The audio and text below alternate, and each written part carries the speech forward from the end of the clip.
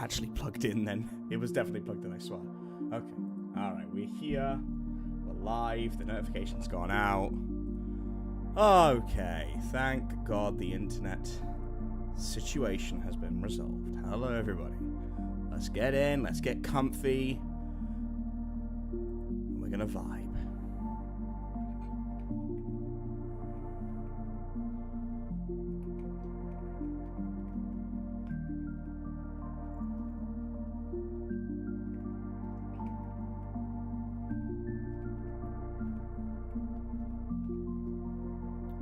If you're not in the Discord, which I think most of you are anyway, but come and join the Discord. We've got some good people in there now. We're getting a vibe going.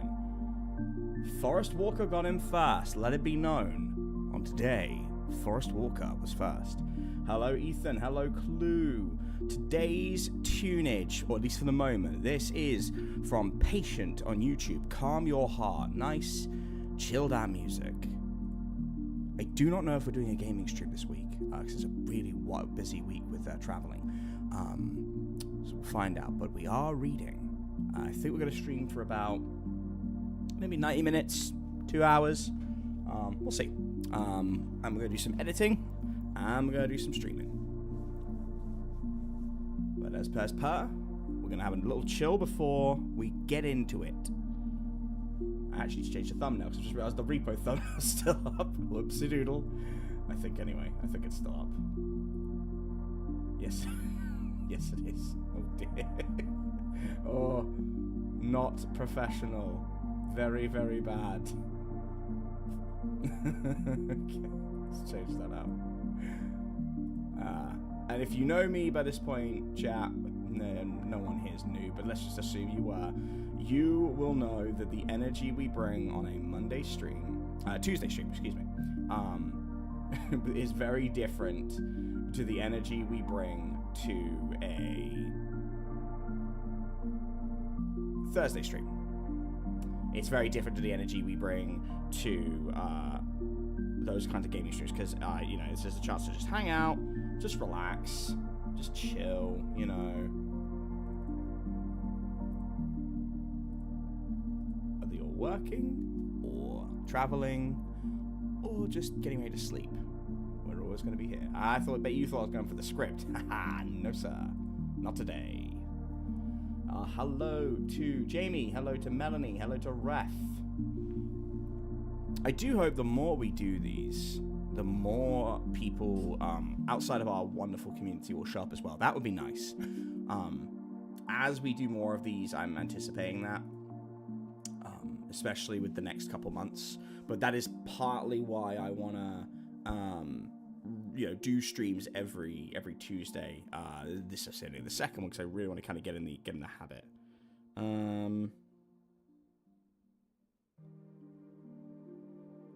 So let's see what happens. The goal today, if we can hit that, although it is not a must, I would love to see 30 concurrent viewers. I'm trying to increase it every time we stream. Obviously, we maintain like a bitch, but the better we can do, always good. Oh, Mama Chewy. Sorry, I didn't see the name. I'm so sorry. Hi, Mama Chewy. We'll do this. We'll do a script at some point. We'll do this. We'll get the script going, Ethan. Don't worry. Today we will be mostly editing. So you're going to see a video in progress. We will be working on Demi's adventure. Obviously some questions if anyone has any for upcoming projects. And I will probably do a bit of a reading of another story that we've got on the channel. Not by me today. It will be by Renee Rain, who is a friend of the channel, someone we have used on the channel before, and his story Among the Jester's Core. I love this story and I very much want to see it adapted. So we will see how that goes. We'll chill for a few minutes and then we will get started. And I hope your day's been good, guys. I hope you've had a nice weekend and a good Monday. I forgot that the postal office was closed on Monday due to the bank holiday here. And then I had to go to the hospital for a little bit. Nothing major, I'm all good. But that would have derailed me anyway. So books have gone out today, and a couple extra orders that have been placed will go out end of the week, possibly before I fly to Denmark. If not, it'll be Monday, for the remaining batch of signed copies that people want, from all the books. There are no more Beneath the Statics. I had a couple left over. We will be doing a reprint soon. I don't know when, but soon. But the remaining ones now, if you do want an order, they will be on back order now for pretty much anything. But yeah, I hope that helps, and I'm excited for people to get these out in the wild.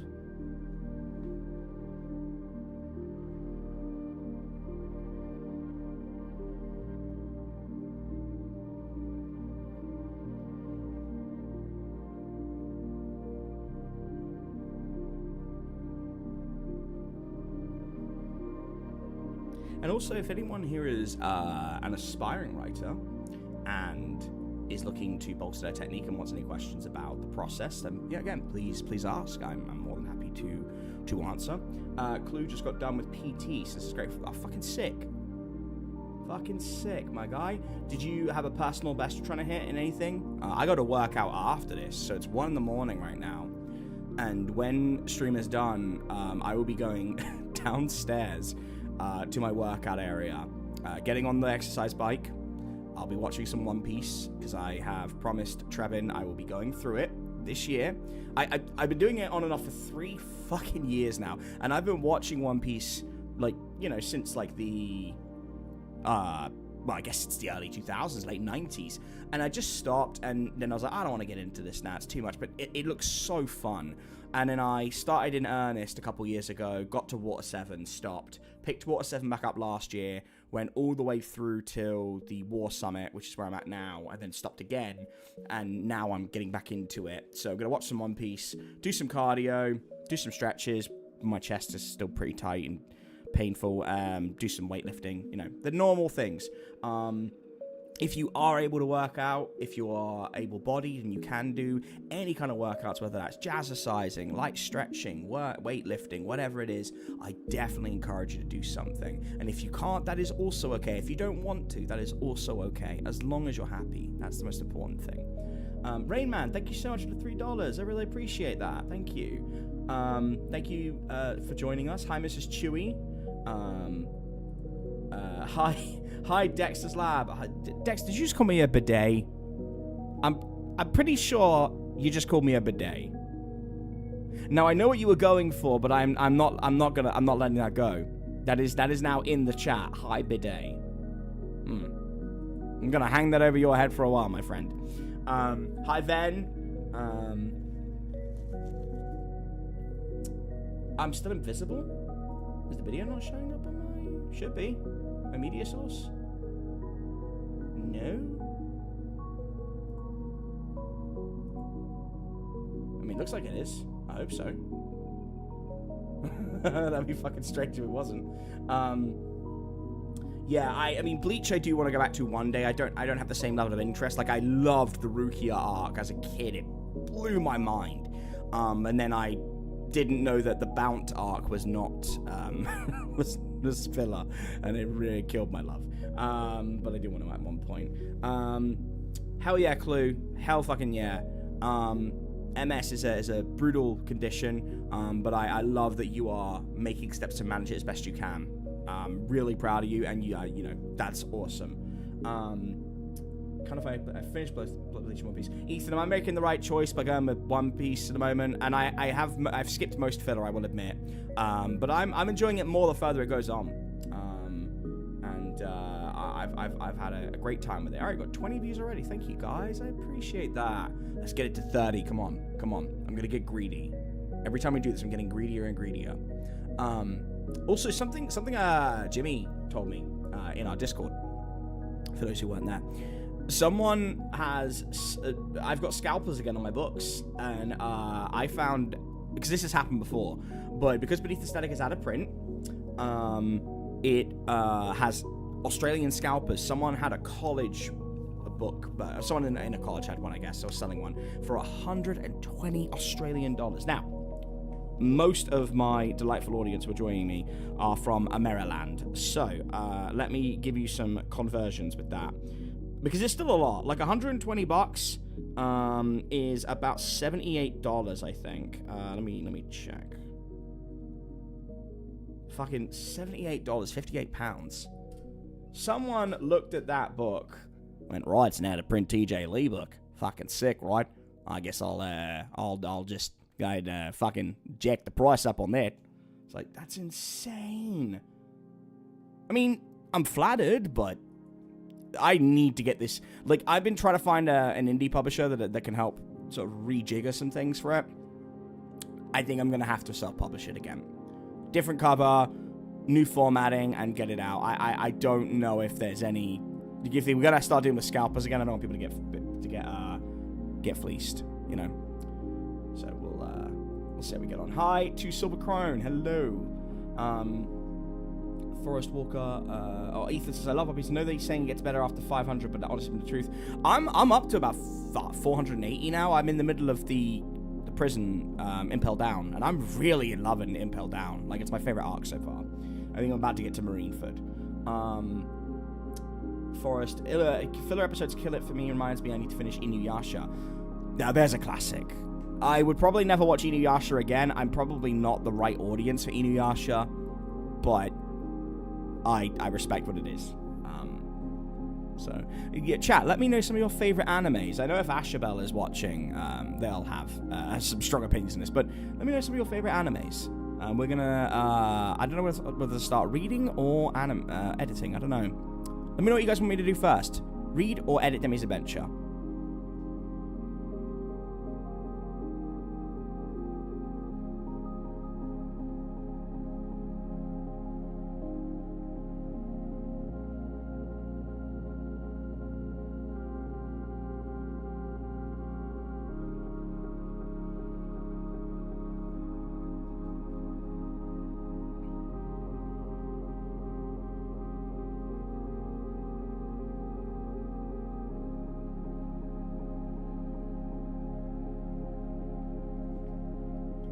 Is my vote. Okay. Hi, Alex. No, Alex, it's not late. I promise you. We have literally been here for 12 minutes. Don't you worry. Hi, Mike. Glad you could join in for a little bit. Trying to just watch Evangelion again. I have never seen Evangelion. I'm going to just throw that out there. Never seen Evangelion. I am very sorry to say that this seminal classic has passed me by. Dragon Ball Z I watched because that was every kid who was an anime kid growing up had one of those to watch, and Dragon Ball Z was mine. I was a Monster Rancher kid. Phyrexian, the fact you know that scares me. It scares me that you know that I was a Monster Rancher kid. But yes, that was less. If I can be honest though. I didn't treat Monster Rancher as an anime because it was on Fox Kids, which was then called Jetix. So my brain was like, this is an anime. This is fucking cartoons. Obviously it's technically like an anime, but I loved it. Cringe as it could be in some places. Fullmetal Alchemist was amazing. Brotherhood was better, but the original FMA has an incredible ending sequence near the end. I will not spoil it, even though it's been 20 years, but. With the whole scene where he goes through to World War, right before World War II, and it's very, very well done. But Brotherhood's better overall. I also vote Read. Okay. Fairy Tail. I do need to watch Fairy Tail. I have heard really good things about Fairy Tail, so I gotta get on that shit. I have a girl. I have a dog. Oh, Jamie, no, very bad. And yes, Weifu, you caught a live stream. Welcome. Frosty, yes, Fine Stars said FMA said FMA was good relatively. I think, I feel like you need to see the OG FMA to appreciate FMA Brotherhood fully. I don't know if I agree. I think it's a really good idea to watch both, but there's because they do have very similar story beats in places, and they're very different in others. I think if you, I don't know, it's tough. you know, there is an argument to be made to watch both of them and also not. Like, if someone was like, oh, you know, because there are some people that I don't like older anime. It's like, all right, well, it's you know, my back's going to fucking break under the pressure of this age ambition, but it's like 20 years. Like, all right, maybe just Brotherhood. But I do like the original. There's some really good decisions they made with it. Assassination Classroom, I have watched one episode of and I really liked it, so I do need to go back onto that. Take some Tylenol so your back doesn't hurt. I'm in the same hurt. Okay, yeah, I might have to keep that in mind. My back isn't too bad. It's my chest. I had some really weird chest pains I had to go to hospital for. But I'm all good. I'm all good. Violet Evergarden was the last anime I saw. Don't know that one. I will put that on the list. Some of my favorites are JoJo's Bizarre Adventure, obviously. Very excited for Steel Ball Run because it's my favorite arc. One Punch Man. Mob Psycho 100, probably my favorite representation of autism ever in an anime. I liked Kaiji the Gambler, which is a bit of a niche one. I love Yu Yu Hakusho growing up. I love obviously Dragon Ball Super. Quite a lot out there, actually. When I was a kid, though, on this thread, I really liked Monster Rancher, but I was a Beyblade kid. Because I think when Beyblade came out, how old would I have been? Hold on. I do not even remember. The TV series was so fucking interesting. To know this was a manga before anything else is just... it's wild to my brain. So I was 11 when Beyblade... Oh, wait, no, that was V-Force. Oh, no, I was 10. I was 10 when the original 50-episode anime came out, and it was just huge for kids my age. I was 9. No, I was 9 years old, yeah. Stuff like that, like Kids Next Door, which came out a little bit later, like, that was my jam as a kid. Ferex, you're drunk with the wife and love the cuteness. Cool. Trigun and Cowboy Bebop. I love Trigun, love Cowboy Bebop. Berserk, obviously. Blue Exorcist is great, Mrs. Chewie. Cannot stress enough how much I love that stuff. Ghost in the Shell is good. Would recommend Redline. It's free on YouTube. Enjoy it. It's one of the best animated racing sci-fi films I've ever seen. Incredible. Samurai Champloo, absolutely. Someone else just makes Redline. Nice. What Weifu understands. Weifu is a person of culture. Capybara-san, not seen it. I do need to go back and look at Odd Taxi again. That was so fun. Chainsaw Man's obviously great. OG Yu-Gi-Oh! Is still good. It's still good, and I have so much time for it. I don't, even if it's cringe, I'm right there with you.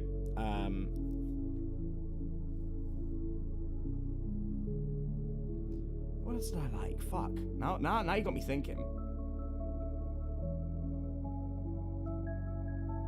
I think it sounds like you guys want me to read first, so I will do that. I guess I could do another Hotel Inertia piece, and then do Among the Jester's Court, because they're not very long, so I could do that.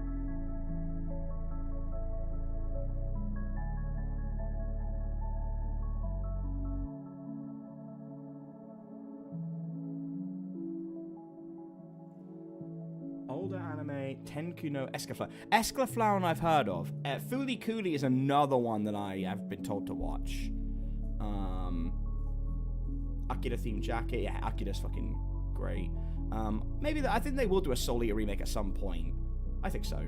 Agretsuko I have never seen, but I know it's adorable. So definitely that. Also, I'm seeing that number tick closer up to 30, and I'm like, should I just wait until it's 30 before I read? Just tantalize and titillate people? Because, like, next time I stream, I want it to be 35 or 40. Like, I'm just fucking gonna keep going.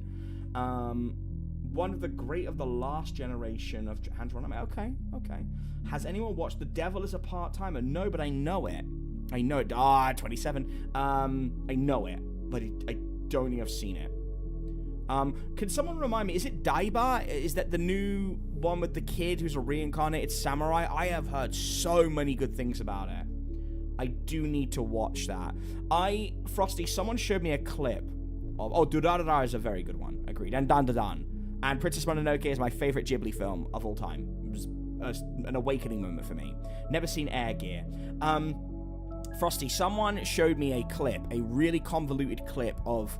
I guess it was like Yu-Gi-Oh! GX or the futuristic one with the guy's crazy hair, and he's doing a whole 9-card maneuver. It's like a meme. I'm sure everyone's seen it, but I was like, I just want to see Joey with his Jinzo. I don't want to go, you know.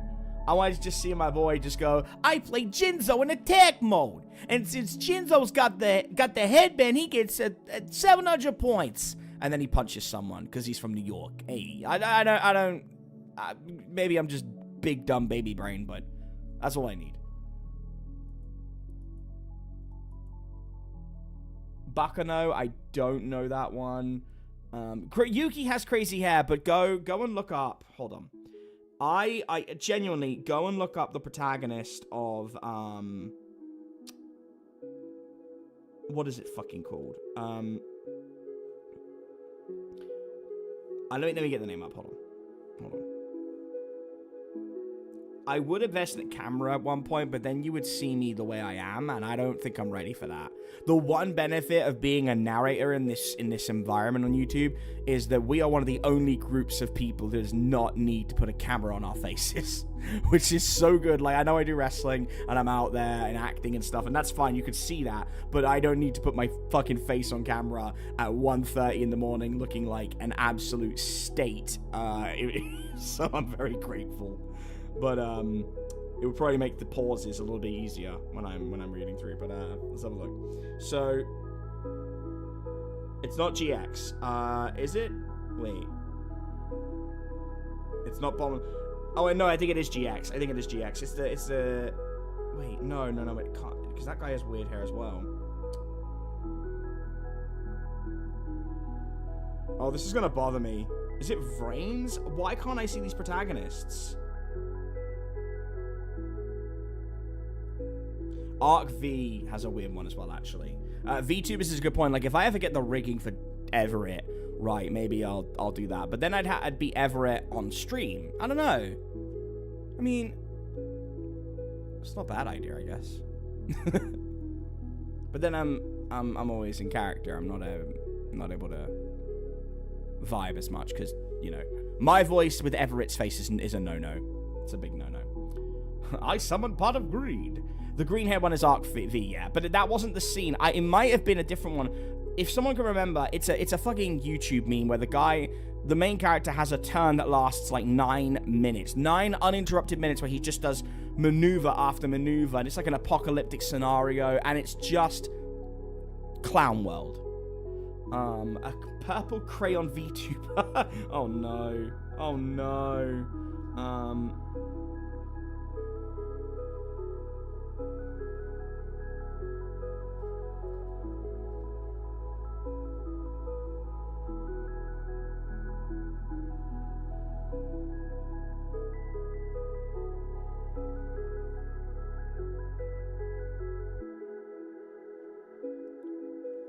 Oh, we're getting so close to 30. You guys are teasing me at this point. Pot of Greed allows you to draw 3 cards. I think it's 3 cards, right, chat? Also, something else I need to just kind of talk about, because I don't know who else here is terminally online. Please, 2 cards. Please raise your hand in chat if you know about the horse test game that is being played on Twitter. Horse Racing Tests Simulator. If you know it, I want to hear from you. Because this has been shown to me. And now I have this knowledge in my brain that will never leave. And I don't know if this audience is the audience that's going to understand. I'm not going to get into detail on it, but I need to know. I need to.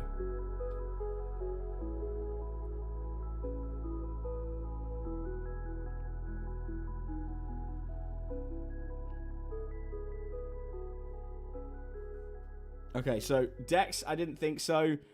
It's not cursed information. It's just remarkable to the lengths to which people will go to create lore out of things, and I'm just immensely impressed. I think it's a specific conclave of people online. No, it's not a I don't know if it's actual gambling, but it's just some of the things we do are insane.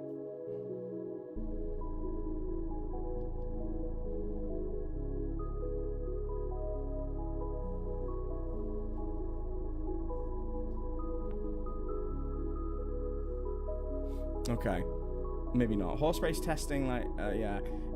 Don't worry. All right, let me see the third part of Hotel Inertia. Let me see what I want to do here. Forrest, hey TJ, here's a fun fact about myself. I'm from Louisiana, and your Cajun accent was pretty good. I heard it when you listened to your narrative observations of an agoraphobe. Did I do a Cajun accent? Wait, what? Did I? Who was my Cajun accent for? Man, it really shows how much of a fucking basic ass bitch I am, and I don't even remember my own work. Oh no.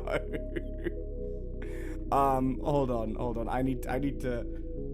I need to look. Yeah, don't worry, Jamie. You're not missing anything by being on Twitter. I promise. I'm not on Twitter myself. It was just something I got, you know. Okay, no. So part 2. All right. Yeah. The problem is it's got a lot of voices that I'm not doing myself. Did I really put the word Nanaki in here? Wait, hold on. Did I actually write that in there? Because that's not staying. If I did, that's cringe. What? Sorry, I'm Why did I do oh, Nanaki. Okay. I don't like that. I'm changing that. That's a very cringe reference. No. We're not keeping that.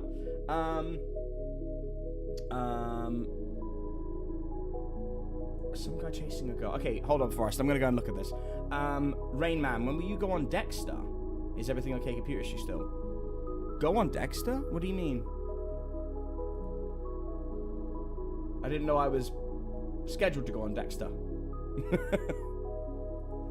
Was this a booking without my knowledge?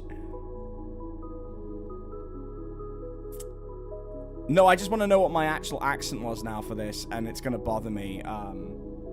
I probably won't be able to find it while I'm on stream. If you can timestamp it for me, then I will listen back to it. Because I'm really curious.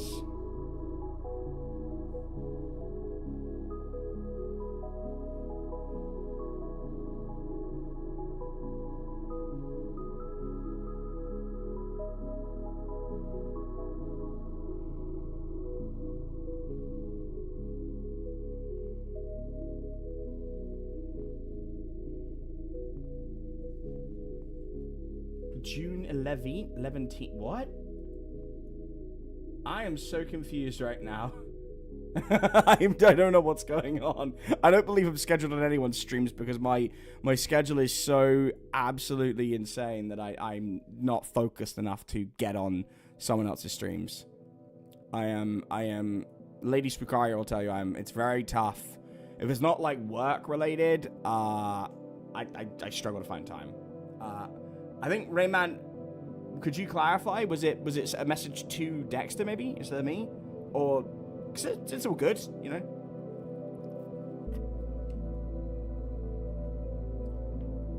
Oh, for Dexter, not for myself.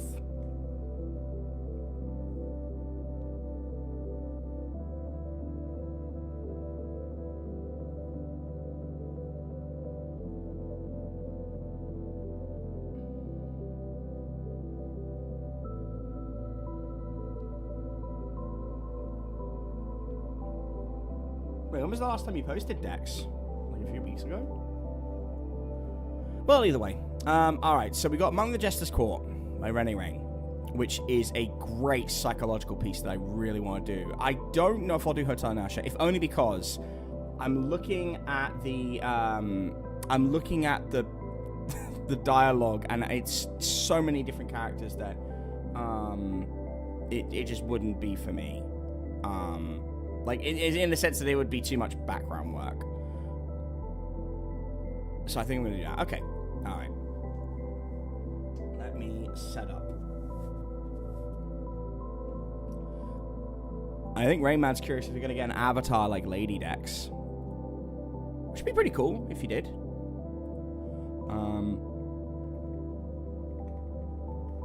I get to do a German accent today. Hooray! Well, a certain kind of German accent that doesn't really exist. But we're going to do it anyway. All right. Let's have some different music. Okay. This is ambient music for places you shouldn't be by Odd Behavior. This is a more of a psychological kind of story, so I really hope you guys enjoy it. And if you do, please go and check out the rest of René's work. He has done The Bizarre Day of Monsieur Delancey, and he did the portrait of Sir Isaac Whitmore. Both myself and Dark Somnium have covered that. His website is renerehn.com. That's RENEREHN.com. Really lovely person and talented writer. All right. This. You nearly got me then. You nearly got me then. Oh, for me. Oh, no, I have an avatar, Rainman. I just don't use it because, like, that's Everett, and I haven't honestly given a lot of thought to the mechanics of streaming as Everett, and then also jumping into myself. And I would get a rigging at some point, but it is not cheap. It is very expensive, and when people join, like, I think when I start getting 50 to 70 to 100 listeners, I'll probably start doing it. Like, this is actually an animated background. It's not very heavily animated, but this has got the flashing on air, the fog, and it's just a good background to use. So that's what we're going to have for the time being. But if we start getting way more people in, I absolutely would invest in it and get it done. So in the short run, not right now, but in the long run, Rayman, absolutely I will. So I think it's a good idea. I just would then need to navigate being Everett and TJ at the same time, so I'd have to make some retcon changes. And how people will feel about hearing my voice with Everett's face. The timestamp is 1743. You know, Clue, I could do a janitor's closet, but then I'd still need rigging from me, and I don't know how I feel about that, so I might have to figure out a version of me that eats purple crayons and stuff. Again, a really good idea, though. That might be something I do, because then at least I could use that avatar while I'm, like, playing games and stuff, and then I could keep Everett for other things. Huh. Let's see. Every time we do it, we're getting more people. So 25 at the moment. You know, we're nearly at 30. I would love to see 30 today. It would make me very happy consistently. And then when we get to like 50, 60, something like that, and that's consistent and the chat's popping off, I'll probably invest. I want to make sure that there's enough people there to justify it. That's all. But, yeah. Okay.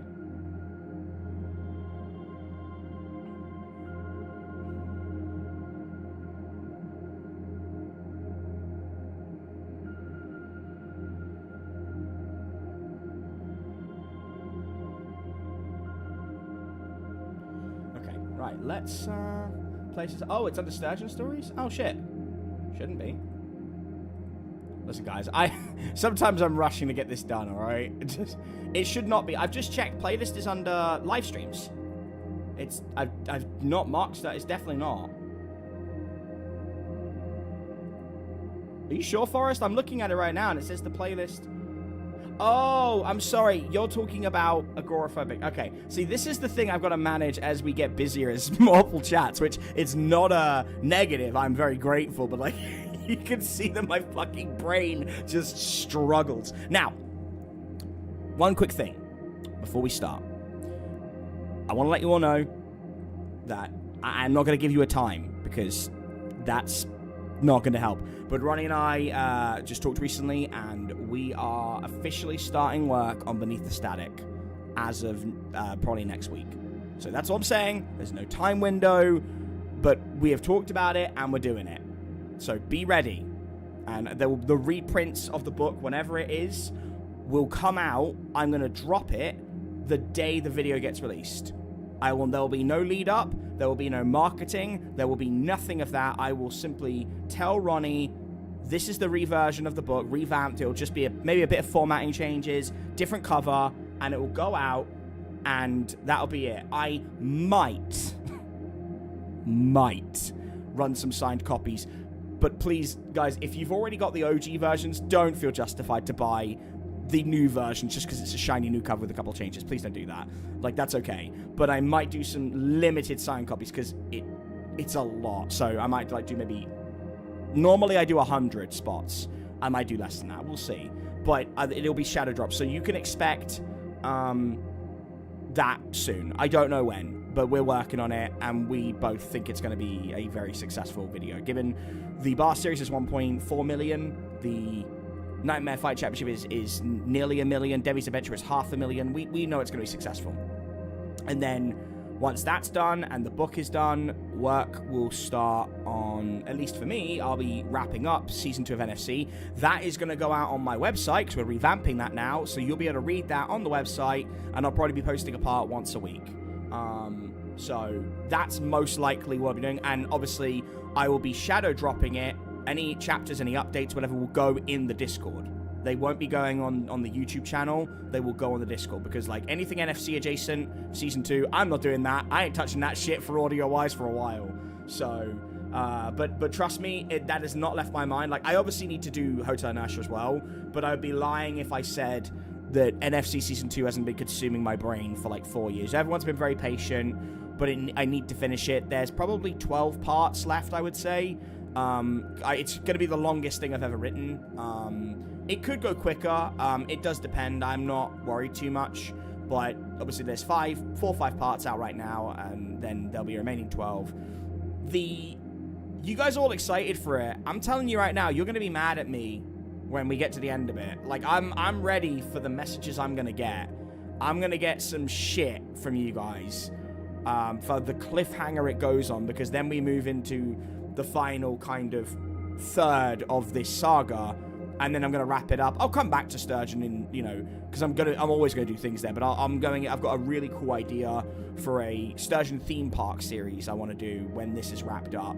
And that'll be in a completely different section of Sturgeon and whatnot. But this saga that started with the Bar series has to end. I need to finish the story with Sal and Sully and Amos and Nell, and then those characters will just pop up in other places. But there's a very definitive ending in mind. Jamie, don't worry about who's getting killed off. Don't you worry about it, bro. Don't worry about it.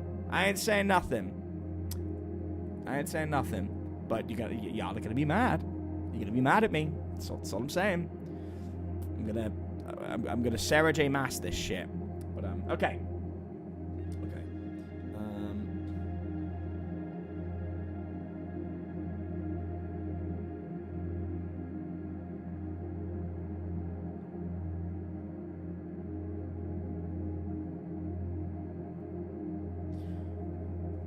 It better not be now. Okay, then let's hope it's not now. Were you able to find it? Okay, hold on. I'm gonna play it through my phone, because I don't want it to come up. Actually, you know what? No, I could easily play it on my own stream. What am I saying? Just the way that Content ID works is a little bit tricky sometimes. All right, hold on. It's not gonna be Cheddar. Listen. Cheddar will never get hurt.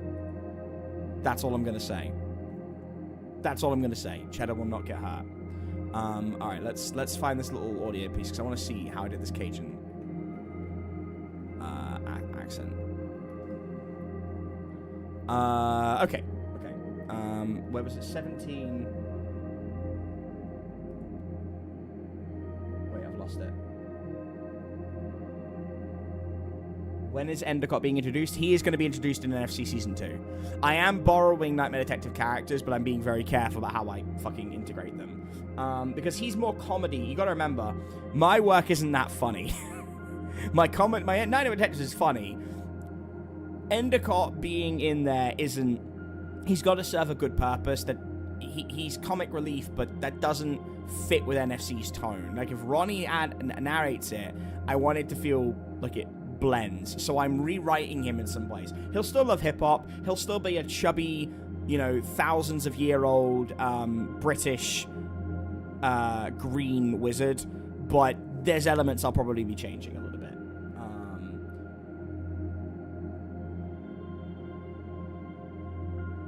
1743. Okay, hold on. Let me. I need to hear this. Okay. Cassidy, little Cassidy. It cooed, a Louisiana voice like sandpaper rubbing against the doorframe. You see my koi anywhere, girl? My little bird always keeps her eyes open. My blood ran cold.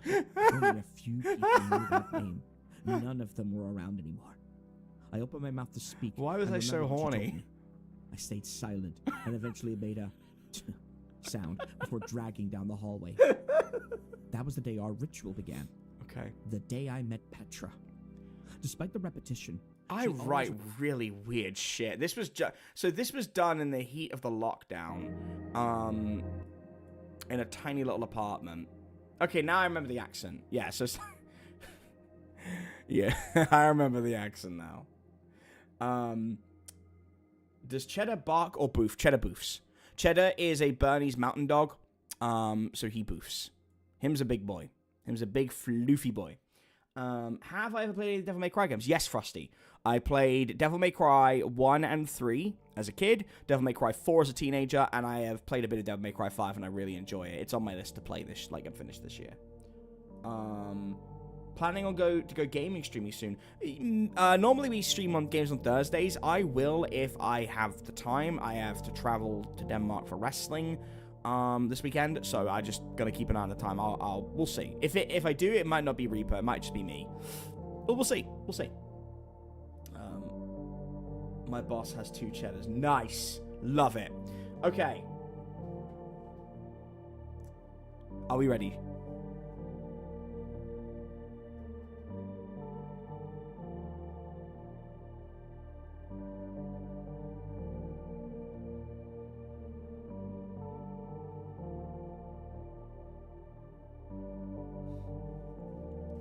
Let's have a go. Oh, yeah. Oh, shit. Yes. One more thing. As we nearly hit 30, you tantalizing saucy beasts. I am going to talk to a couple of promoters about streaming when I'm commentating wrestling, because I do get some stuff to do in post. I need to get their permission. It's not my footage, but I would argue that, as long as you guys make an agreement with me that you'll go over, subscribe to their channel, or like their stuff, or drop a comment so they get more engagement, I think it's a really good idea. And then we would make our streams longer, or we could do Wrestling Wednesdays. So I might be streaming 3 times a week. I don't know. I don't want to overdo it, but maybe. And then you'd get 2 hours of wrestling streams. Maybe it might be 4 if I stop, because I like talking to you guys. Then, Thursdays would be gaming, and maybe Fridays or the Tuesdays would still be the narration. So we'll see. We'll see. But for now, we're going to do Among the Jester's Court by Renee Rain. All right. At some point I should do ASMR, really. Just get really close to the mic. But I don't know. That for me gives me very uncomfortable feelings. Like when someone's whispering in my ear, I don't like it. But, all right. Here we go. Actually, shit, should I change this music again, do you think? No, I like this. I'm going to turn this down a little bit,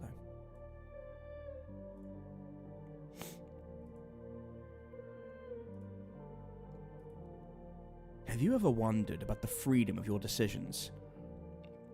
And if you're truly in control of your life?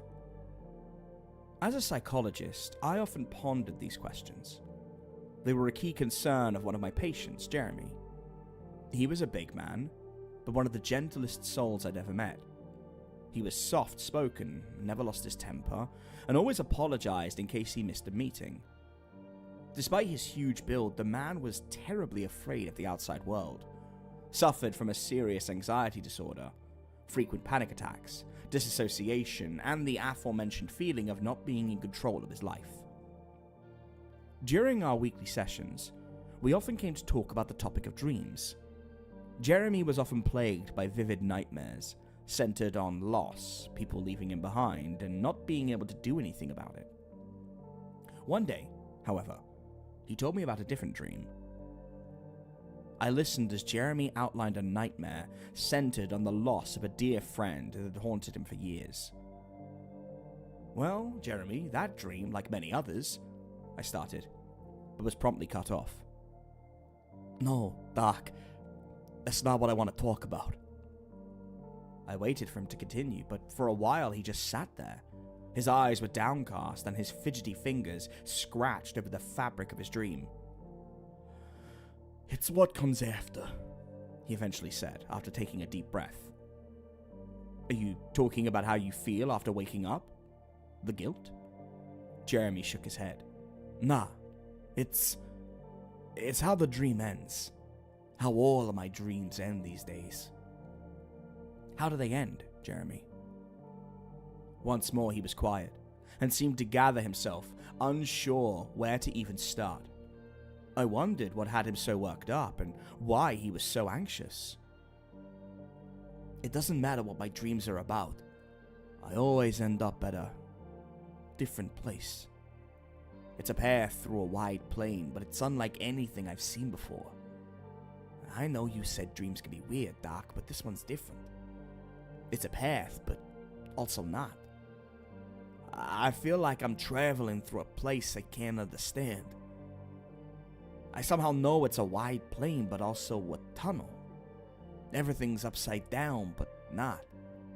I feel like I'm moving in all directions at once, but also not moving at all." Jeremy continued to describe his dream, or he tried to. I could see the frustration and the concentrated look on his face. His fingers seemed to dig into his legs as he talked about his colors and forms he'd never seen before, but was unable to get into words. "It's just, I don't know, Doc. It's indescribable. It's outlandish. I don't know where this is." "Calm down, Jeremy. It's alright. At times, our dreams might not make sense, but given what you told me, it doesn't end there, Doc. I wish it would, but it doesn't. Eventually, I arrive at some sort of structure. I know it's a castle or a place, but it's all wrong. The dimensions make no sense, and the walls are moving in all directions. It's like they're alive, growing from and falling into one another. I can't describe it.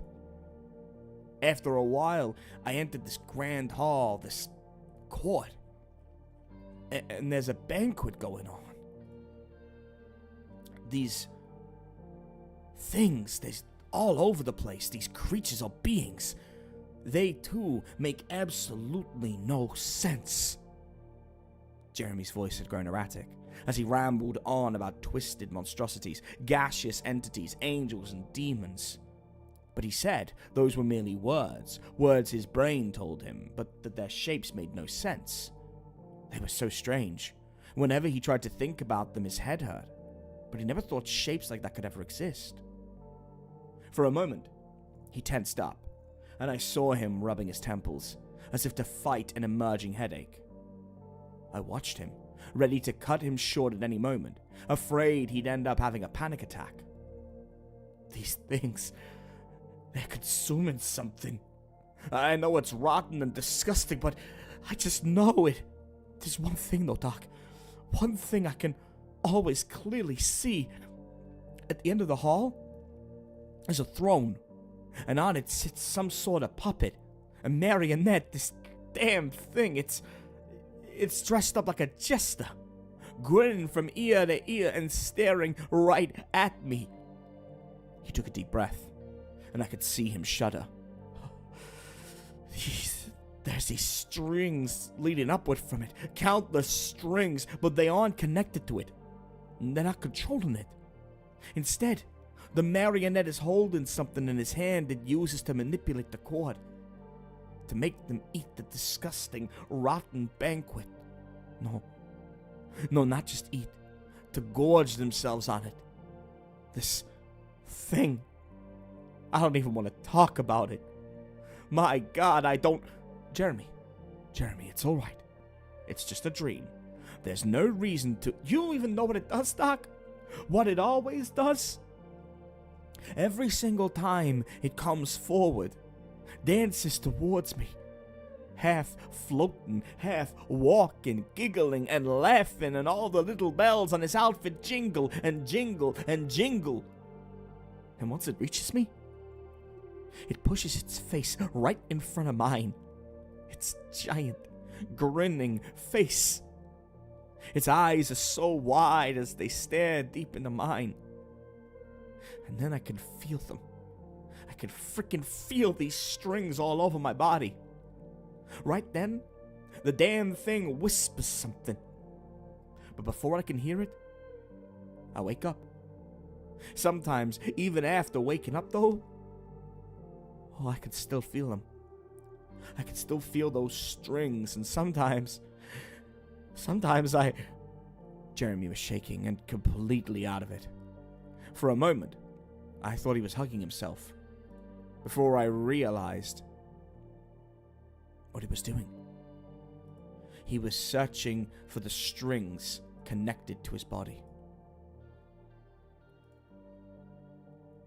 Calm down, Jeremy. It's nothing but a dream. A reoccurring one, just like many others you had in the past. As I said many times before, dreams can be weird, surreal even. There's nothing special about it. This dream is most likely a combination of your fears about losing control, fueled by some piece of media. Do you recall anything you've... It's not just a dream, Doc. I know it's not. He cut me off. His voice high-pitched and close to cracking. One day, too, I will, be all those other strings. One day, I, too, like all those other things, will join the Jester's Court. And just like them, I'll lose control all over myself. And just like them, I'll lose all control over myself. I spoke up again, trying to calm him down, but whatever I said, my words didn't seem to reach him. Instead, Jeremy just sat there, mumbling to himself about the Jester and its strings. Then, as suddenly as he'd started, he stopped and slouched down on the couch in misery. His body seemed to fall into itself, and in front of me. And Jeremy seemed to fold himself into a much, much smaller man. When he finally looked back at me, he had tears in his eyes.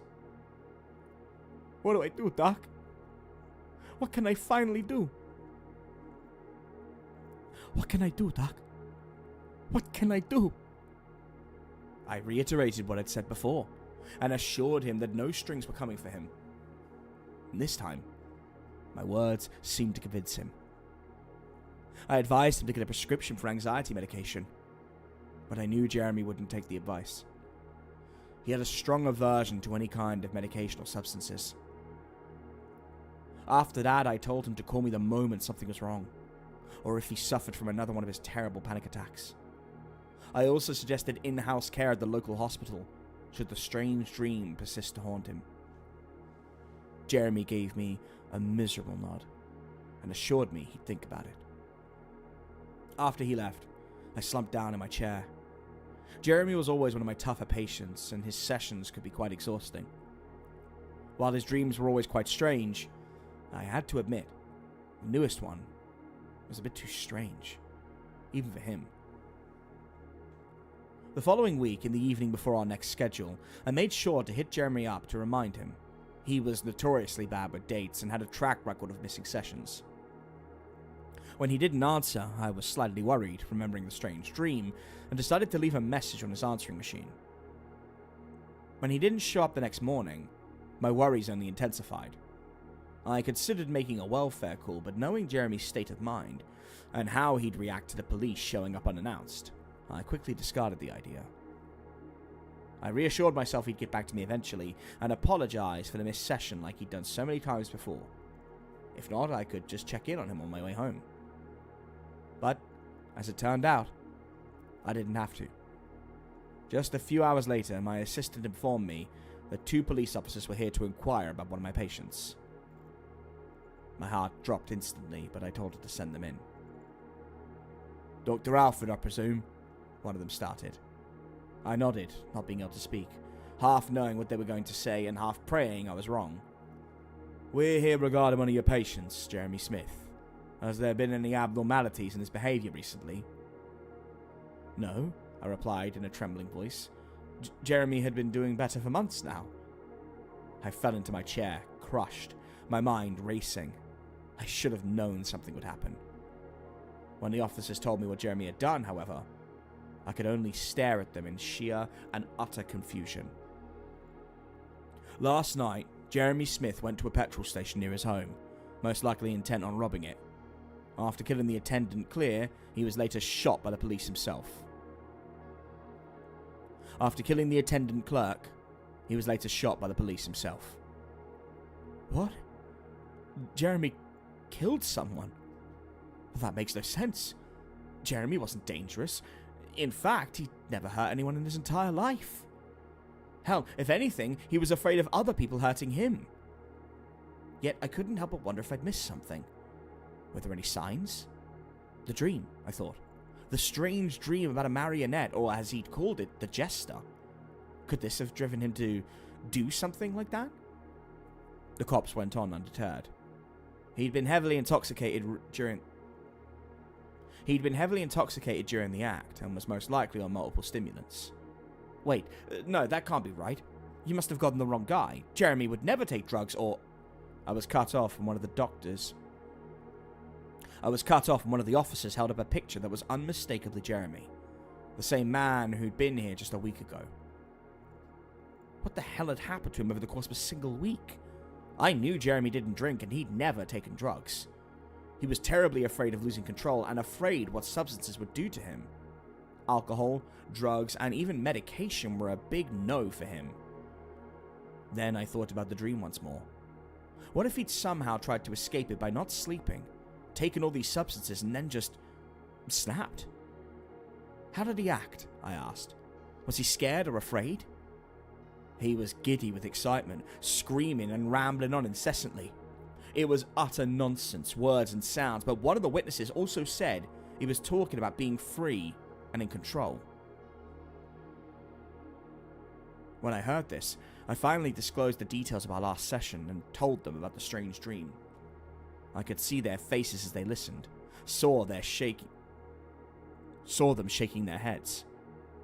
Well, sounds like a frickin' nutcase to me, one of them eventually said. I had to bite my tongue not to lash out at him.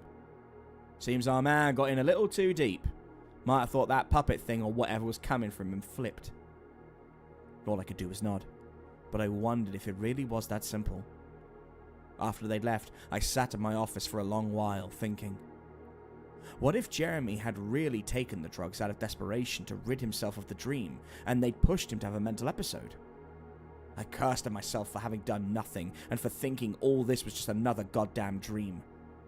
Not only Jeremy, but an innocent bystander were dead, all because of my own goddamn negligence. It was these thoughts, these realizations that drove me on to learn more about Jeremy's dream. And to my surprise, it didn't take long.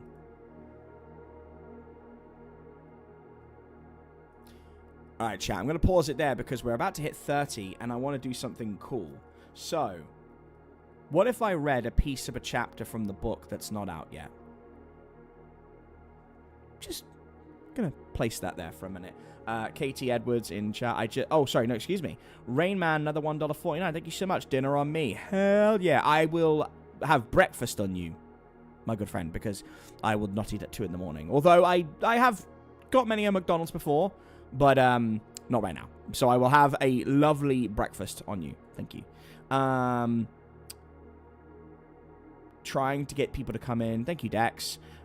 Katie, I just dreamt about trying to give Pedro Pascal ginger nut biscuits mid-apocalypse. You know, Katie, when I began that sentence with I just dreamt about trying to give Pedro Pascal something, did not expect it to be a food, but I respect it. Took longer than expected, but I'm back. Welcome back, then. Yeah, you have me right. Hi, We Try Horror. Hi, Ref. Yeah, I'm thinking, you know, could read a little bit of one of the chapters. Little excerpt. Now, I'm going to tell you nothing, but I'm going to put a poll up to give my voice a rest. So, these are... I'm going to give you the titles of the stories. Now, you've heard one of them a little bit before, but it's been long enough that I could justify redoing it. So, these are the names of the chapters.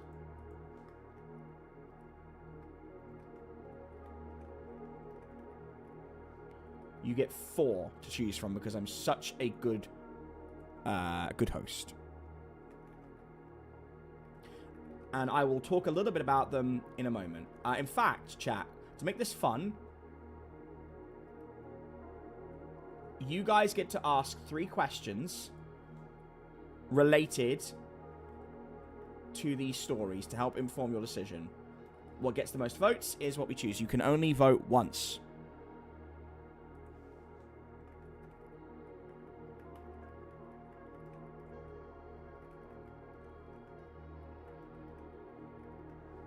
Okay, the poll is up.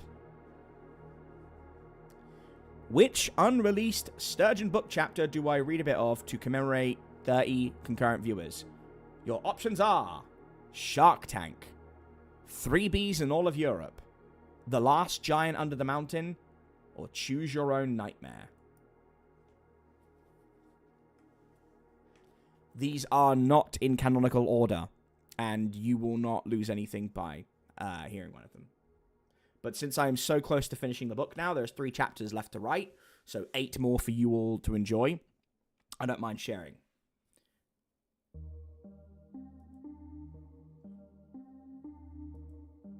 $30 concurrent viewers, we fucking did it.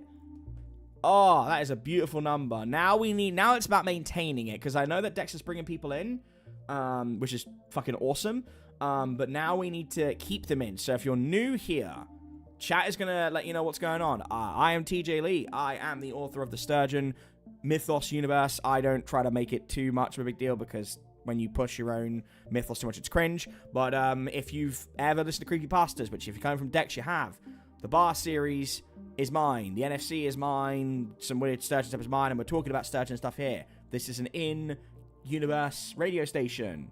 And mostly only my content. Welcome. So, I'm going to let that poll run for... What do we think? 10 minutes? Is 10 minutes fair?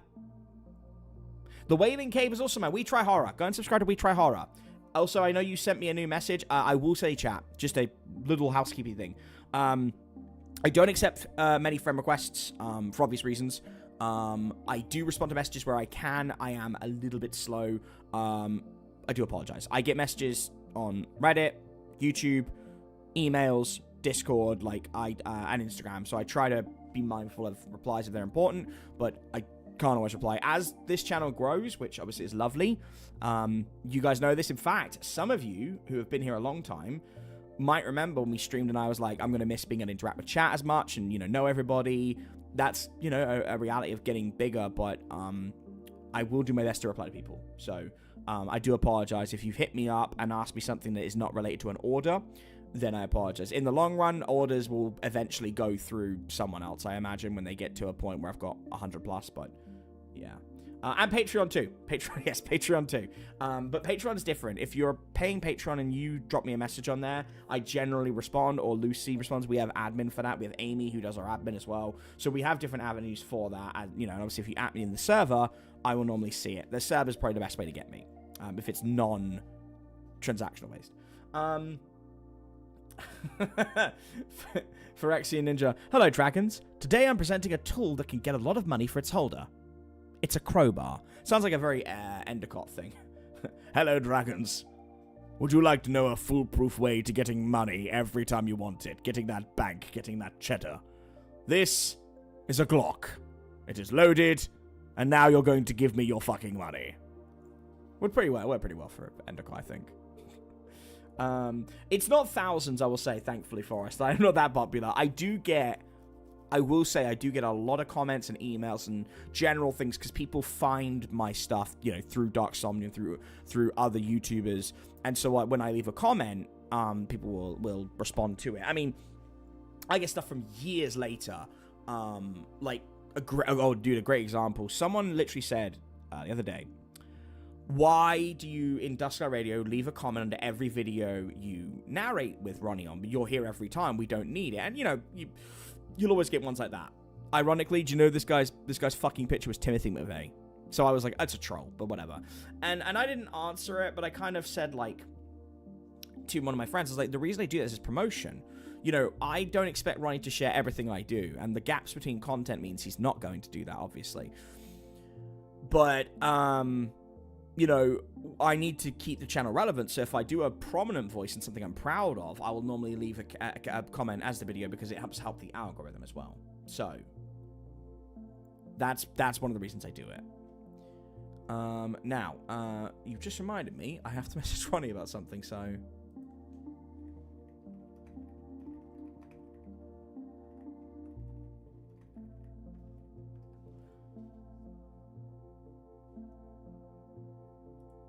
What's the book? What's a book?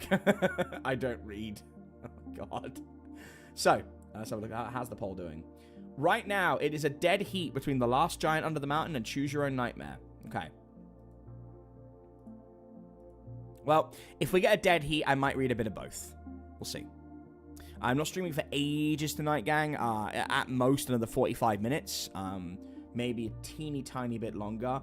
But, like, that's it. Phyrexian Ninja, to be fair, you did shoot me in one of DS's reads. Was that... Did you read in... Phyrexian, did you read in 10 Little Scumbags? Because that was so good. That was such a fun performance. Mike, what book? So, I have been writing an experimental queer novel, like my first debut novel in Sturgeon, obviously the Antlion series that you've seen.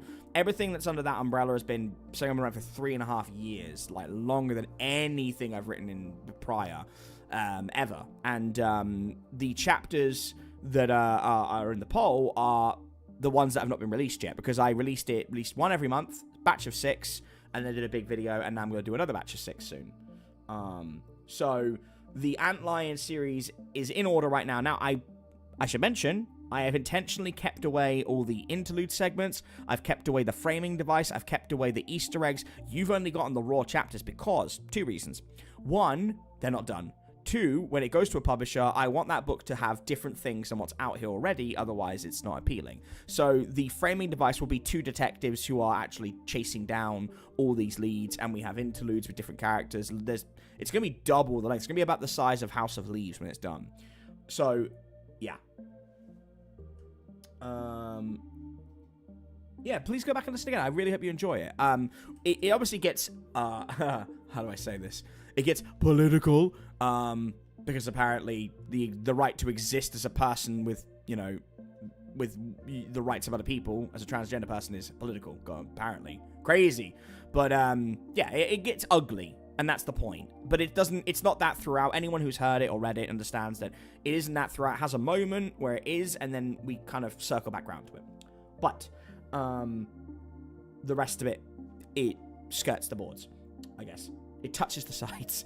Oh, I'm really glad you liked it, Phyrexian, because I did recognize your name. I was like, fuck, where do I know that name from? I've always wanted to narrate that with my friends, but there's so many people. I don't think I have 10 friends with decent minds. Honestly, We Try Horror, it's tough because, like, you do need to have, like, a good people around you eventually, but, like, that's part of being in this community. You'll find them as you go on. Honestly, like, I wouldn't worry. A good mic to start off with is always helpful. Doesn't need to be crazy expensive. It's all about proofing your recording environment, and then having a nice little hovel that you can kind of get in the zone, read, and be passionate. That's it. That's it. Literally, like, I'm gonna prove a point. I'm gonna play you some of before we do the reading. I'm gonna give you another 5 minutes. I'm gonna give you the very first video I did versus the very last video I did, and you can hear the growth. And even then, I've been on YouTube for 20 years, near enough. Like 18 and a half years, whatever. On and off this platform. It's a transformative platform. I'm never going to be a 1 million sub channel. I don't want to be. I'm not interested in that. As long as I make a decent living from writing and doing shit, I don't care. But, like, the basics of being a good quality narrator have never really changed. Never. Good mic, passion. That's it. Oh, dude, I say Benson, thank you so much. $10. Thank you so much, my guy. Hey there, I lost your channel for the longest time. I finally found it again. Your kind words and great tales helped me through a harder time. I really appreciate that. Thank you so much. And I'm glad to have you back. Hell yeah. Jimmy, you gotta get the recording gear. You have a great voice. We need more Aussie narrators. I might redo There's Only Gamers at one point. Honestly, if there's anything I'd want to do from this channel, like as a goal, like I said, I want to, get into Funimation. I have friends who work with anime and in Crunchyroll, I just don't want to ask them to put a favor in for me. It's like, same with Autumn Ivy. Autumn's a friend, phenomenal actor, both physically, mocap, gaming, and I don't want to rely on favors to get there. Oh, Dick. Guys, thank you. We try hard. Thank you for the $10. You guys don't need to do that. Thank you so much. Thank you. That's really appreciated. Yes, Jamie, because you've done voice notes in the Discord. Yeah, I've heard you. You got a really nice voice. Give Yami Nari a listen. Okay, there you go. We've got a plug for Yami Nari. I don't mind that. So, to prove a little point here, gang, let's go back to the very first video. This is going to be Dusklightception.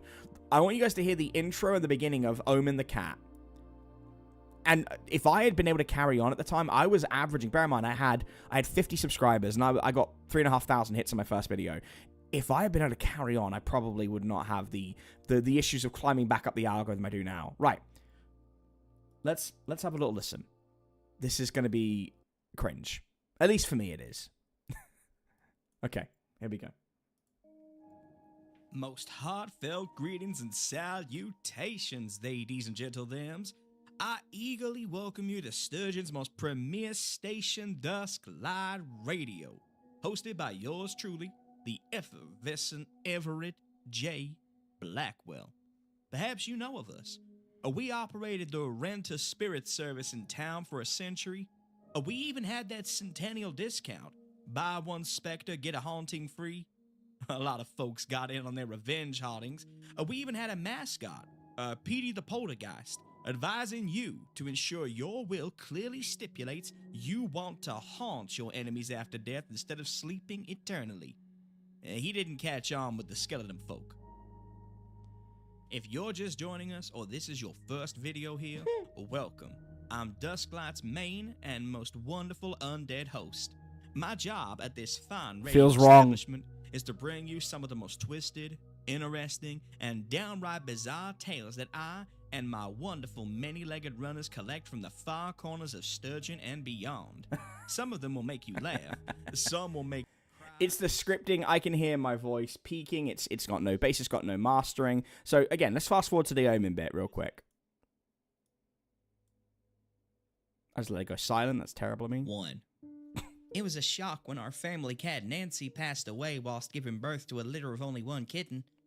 And even a further shock when we noticed that this particular kitten, wrinkled and pink, had 2 heads. Pa said it was an omen. An omen of what? The kitten made a noise, halfway between a squeak and a cough. Pa paused. I don't know. We were silent for a bit whilst we thought on this. We didn't know either, but no one could doubt that it had to mean something. Shout out to Max Voynich, by the way. Max is probably the reason I write experimental literature now. I wish he still wrote. I hope he's happy whatever he's doing, but yeah. So that is what I was like in 2021, 4 years ago. And, I didn't have the mic I had now. Basic setup. And yay, you've got 30 views again. Let's go. I like the bouncing. I'm cool with that. I nearly said something cursed. But like, when you hear that balancing area, and then I'll go to, Lulu did a couple of these recently. Hey There Eliza's pretty recent. That'll do. Oh my god, that is an advertisement. I'm not on my premium account is separate. It's on my main account, and I probably should switch it over at some point, but I don't want my Dusklight viewing history to be anything different. But I never see ads. It's so weird. It's so weird. I'm not used to just sitting and waiting for shit to come up. Oh man, I don't know. That's offering it to me. I don't want an extra YouTube premium. Okay. So, comparatively, let's just do a little sample. Because it's important that you guys see the growth that comes into these things. Have it. He has a show that looks back at a forgotten television series with some rather sinister undertones. Happy and We Know It is available wherever. So no mastering, no mixing, no sound design or engineering, basic music in the background. That's If I Were Beautiful, obviously with permission from Dear Dark Somnium, who has sponsored the channel since day one. And now, let's try something from 2 months ago.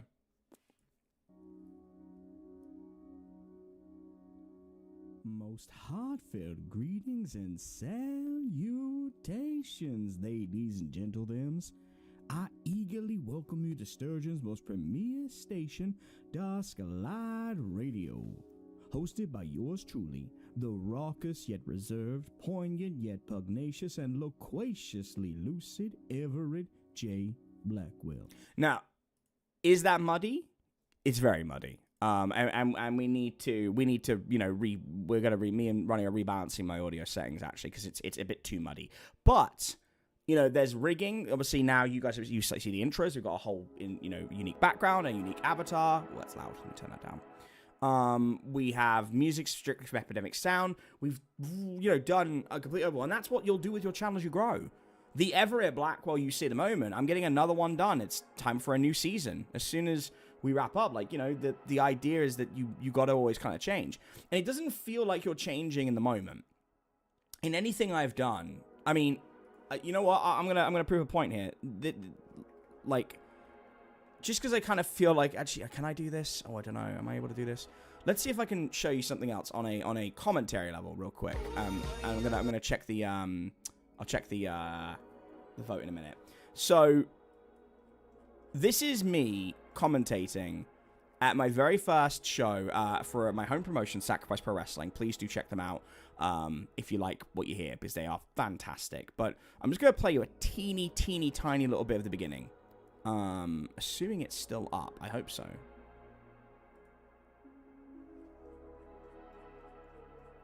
And you get an idea of... Okay, perfect, it is. So yeah, this is from... I'm going to literally just play about 10-15 seconds. But I want you to get an idea of how different things can be as you grow and learn something. This was my first ever match. And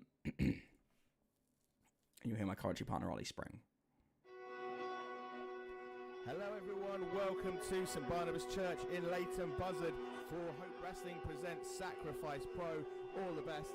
I am the mastermind Ollie Spring, and today it's the day of the first ever Sacrifice Pro match. First ever time I've been joined on commentary by TJ Lee. TJ, how you doing, my friend? I'm doing fantastically. Could not be happier to be here to witness the beginning, and what a wonderful match we've got in store for us now.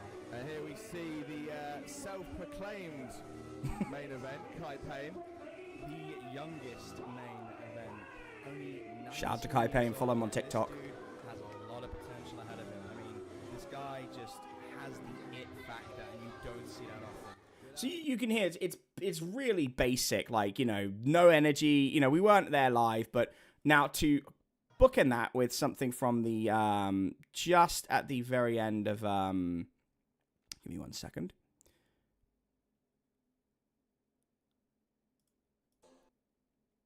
Just here, and this was about 9 months ago. Just to show the back end here, and this is again that Sacrifice. 8 years of difference, and obviously being a lead commentator.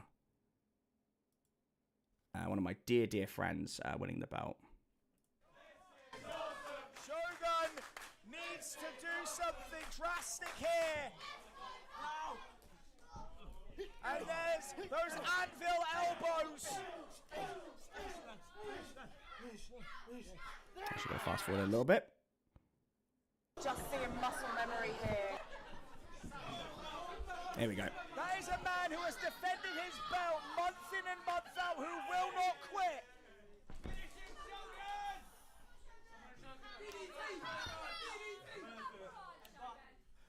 Shout out to these two boys, Alexander Roth and Shogun J. That might be the last defiant strike from the Wolf of Broad Street. That's a Boss Ruin style chop, and he gets him hooked, lifts him up, brain buster. Yeah, peek the mic badly here. 2, 3, Shogun J is champion. That's all I experience, and energy. can tell his child he is a champion. There you go. So the point being, in anything you do in life, growth is so integral. And, you know, I probably shouldn't have used wrestling as an example. Like, for you guys, you didn't drop off, so there's that. But, like, I won't lie to you. Let's address the elephant in the room with Hotel Inertia. I know you guys love everything I do, but it's badly written.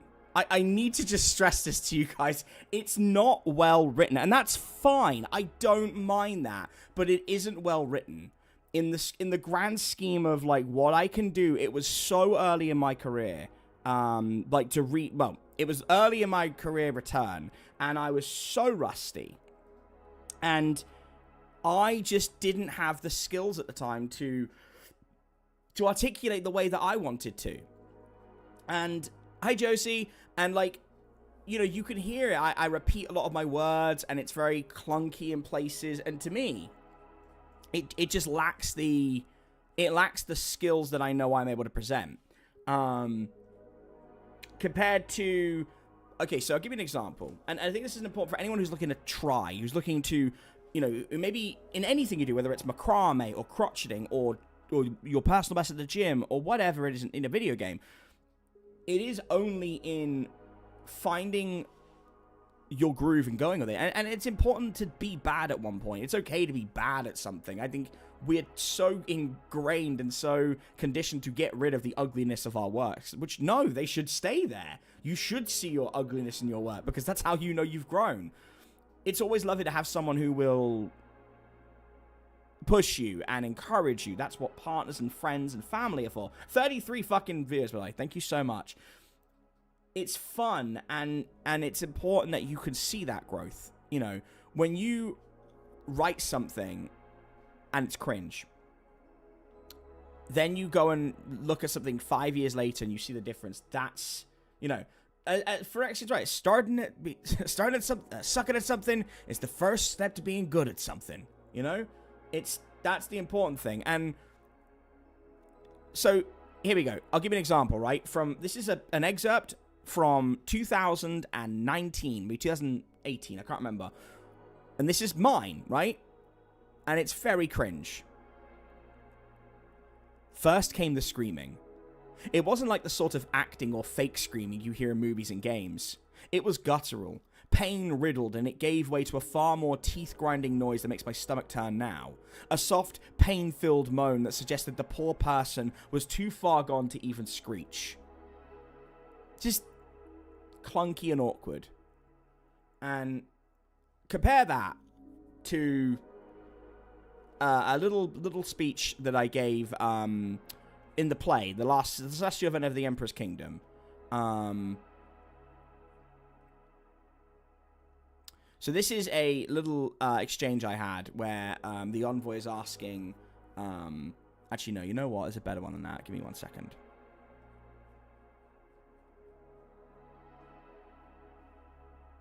No, this is good. So this is something where I was learning about my Shakespeare, and a completely different way of writing, but it's important that you find your voice. So the envoy asks Prince Bilbo, who in the play is this... He was one of the ruling families of Sturgeon back in the day, before it was even Sturgeon, called Anglerom.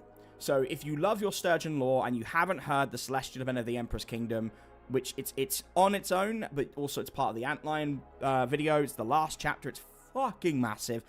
I don't know if I'm definitely not the first indie horror writer to write an entire 5-act Shakespearean berserk-style play, but I'm definitely probably the first to put it in a book of different chapters. I would wager like a $5 that I'm the first one. And there's this conversation with the envoy to the stars, who is my sort of take on a bit of a Hang King's Tragedy reference. This hooded individual comes from strange lands, and he asks this question about what true power is. And I'm going to act it out for you before we check the final voting tally. He says, the Duke wishes to know something of you. Very well. Ask. I am not one to mince words or hide my intents like so many simpering fools in this kingdom of wasted potential and endless hunger. Do you know what true power is, Your Majesty?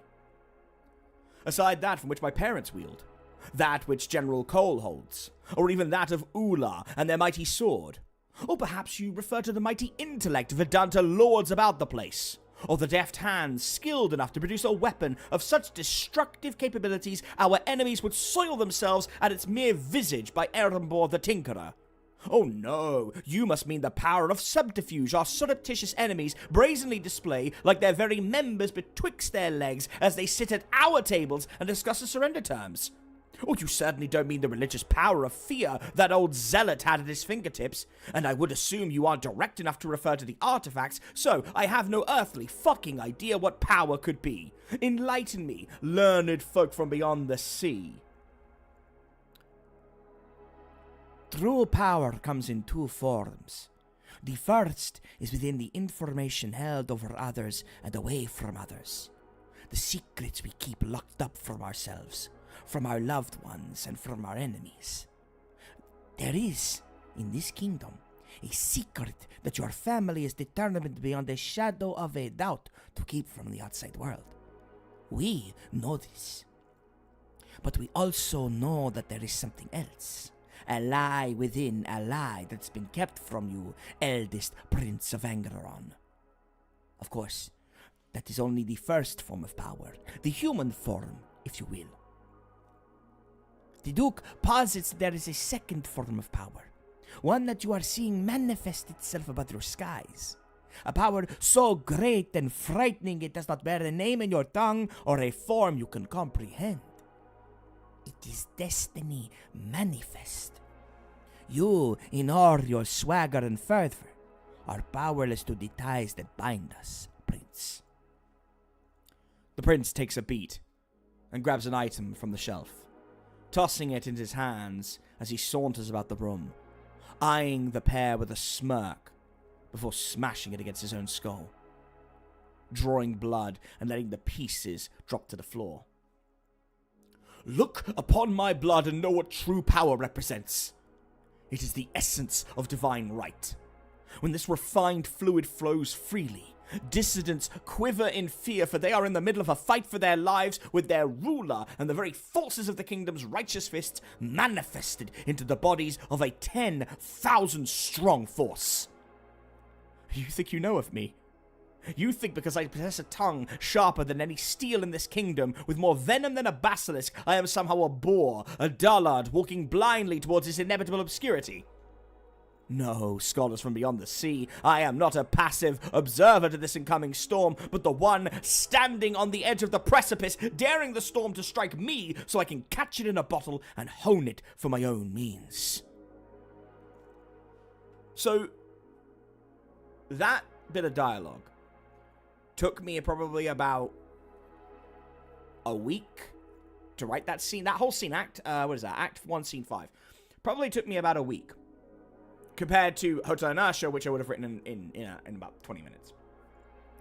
But, like, the way of writing that is not just writing it, it's the understanding of how you get there through research, through practice, through envisioning. Like, I did so much work to get to that point. Like anything in skill, it's just refinement. I'm so proud of There's Only Embers at the End, as Jimmy mentioned. But, like, you don't get there without writing a few duds. And I believe that you're either going to get better or you stagnate. Some people, and there's no shame in this, they stay at a certain point as actors, as performers, as artists, as workers, whatever they're doing. There are limits. Everyone has limits. I haven't found mine yet. And I'm not saying that in an arrogant sort of way. I haven't. And I would challenge anybody who didn't like my work before, but love my work now. It's like, you could see that. Or who doesn't know me, to go and listen to something. I mean, there are desires one has to be better in whatever they do. And if you are an artist, you should always want to do better. And I think that's what I'm doing. For me, I'm entertained most in my work by doing things that are different. And for me, that is very much what I do on Dusklight. I'm going to check the poll in a moment, and we're going to read, and I think it's going to be Last Giant of the Mountain, but I might do a little bit of Choose Your Own Nightmare. But I'll leave you with this, because I know that a bunch of people who are in this stream are YouTubers themselves. And I believe that anybody has the capacity to get better. I really do. It's just that it's a really crowded field. It's a really crowded field. And that oftentimes makes it incredibly challenging to stand out. And I chose to stand out by doing my own work. And I had a basic idea. And, you know. I'm going to check the chat in a minute, but I'm on a roll here. So, a prime example of this, if you'll permit me to indulge, and it's one of my proudest achievements in sound design, and Ronnie and I talk about this all the time. If I was to go to a great story by Sam Haysom, who is a phenomenal writer, and no sound effects here, but just an example of sound design is an important thing here. A little snippet from second video I ever made. I interviewed a man who keeps seeing the same woman at the foot of his bed every night. Great little horror tale. As I put them on, everything came into focus. She was standing at the foot of my bed.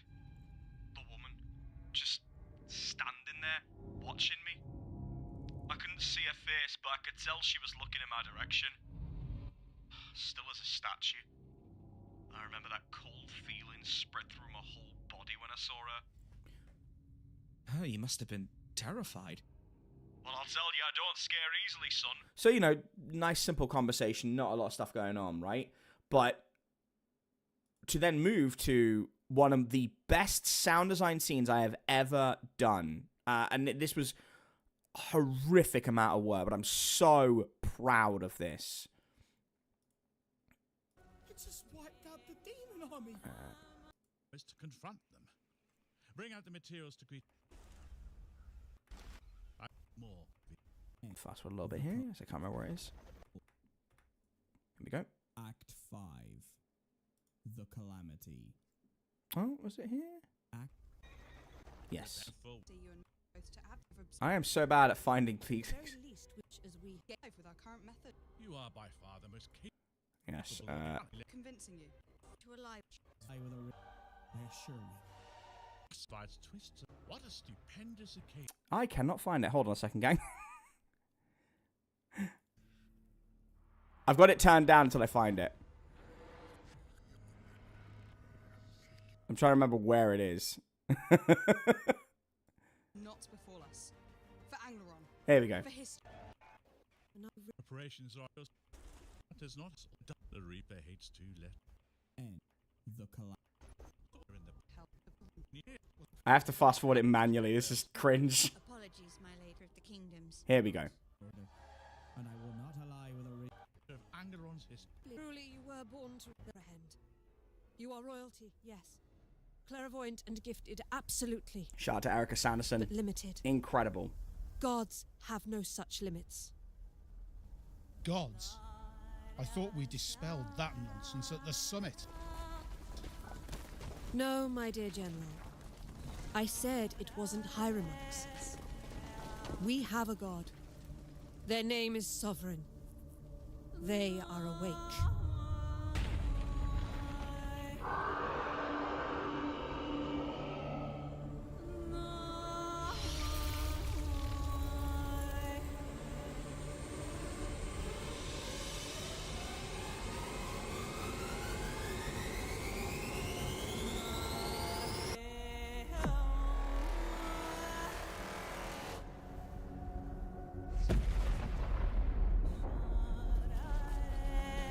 What is that? Oh my god! It just wiped out the demon army over by the Onyx Mines. And fast forwarding that to the other scene, that was incredibly difficult to edit. Sleepwalking into oblivion. Aye. Will Mars. Mother. Yeah. Line shall be.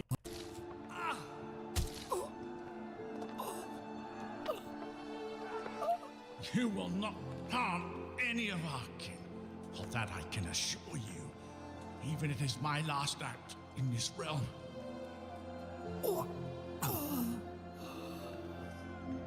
And it shall be fair.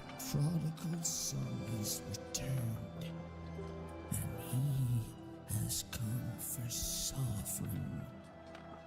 Your secret has been revealed.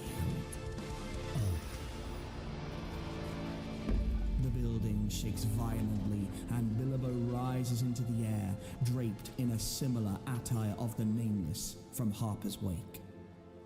I told you I would return when this place is naught but ashes, so I shall make it my kingdom. You have all cowered in fear of the creatures at the doorstep, ignoring the calamity above as if it was something to bury your heads in the sand over. Brother, please, listen to reason. We can still fix this. We can go back to the way that things were. My son, if you would only Bilbo strikes Marius down with the powers granted by the attire, killing him. Sovereign rises to meet him as the Antlion battles with Ula and Cole. And you get the idea. And if you like that, if you haven't heard it before, go check it out. It's the full play. But like, that was the longest project I worked on by a margin. That was months and months of sound design. But that's by getting better with things. That's by learning how you can understand sound, how you can understand like the way musical swells work, stings, sound effects, and it's practice. So I'm going to quickly update the chat, because I think we've got our winner. It's The Last Giant of the Mountain. But yeah, I don't want to spoil it. Like, go and listen to it. I'm so proud of that, you know. And also, since it's 4 years, reference, because that's Berserk, which is one of the most inspirational animes I've ever watched. Inspirational mangas I've ever read. Ripped Kento Miura-san. Miura was one of the hardest working people and died way before his time. So on 38%, it's The Last Giant of the Mountain. I might do a little bit of Choose Your Own Nightmare to end the stream. So we need a different kind of music for this. Let's see. What do we want? Alright, chat. Now, you're all sworn to secrecy for this. And again, this is going to be better when it's read, because so much of this is visual, like in terms of how I've structured it. So, this is obviously not fully finished, but we'll do a little bit. And I do hope you're going to enjoy this. This is going to be complicated, I think, but okay. Let's see. I don't know what voice I want to give this character. It's an older kind of character. No, it needs to be American. It's going to be gruff, older American. That's fine. All right. Let's see what we've got here. I'm so stoked that we got like 30 plus people in. That's fucking... Dex. No. No. Stop that. No. As someone with Asian heritage, no. I will... If I could beat you on the nose with a newspaper right now, I would. No. All right. How good of a big... I mean, BDS is a friend. I could not do his voice. I don't have the traditional YouTube narrator voice. I don't. Mine's nasally. I can manipulate it in the way that most of them can't, but I don't have that voice, unfortunately. He has a great voice. I'll try his voice, but I lack completely the pitching for that, sadly. All right. This playlist is music for a plague doctor going door to door to fight the great pestilence from Nobody. Okay.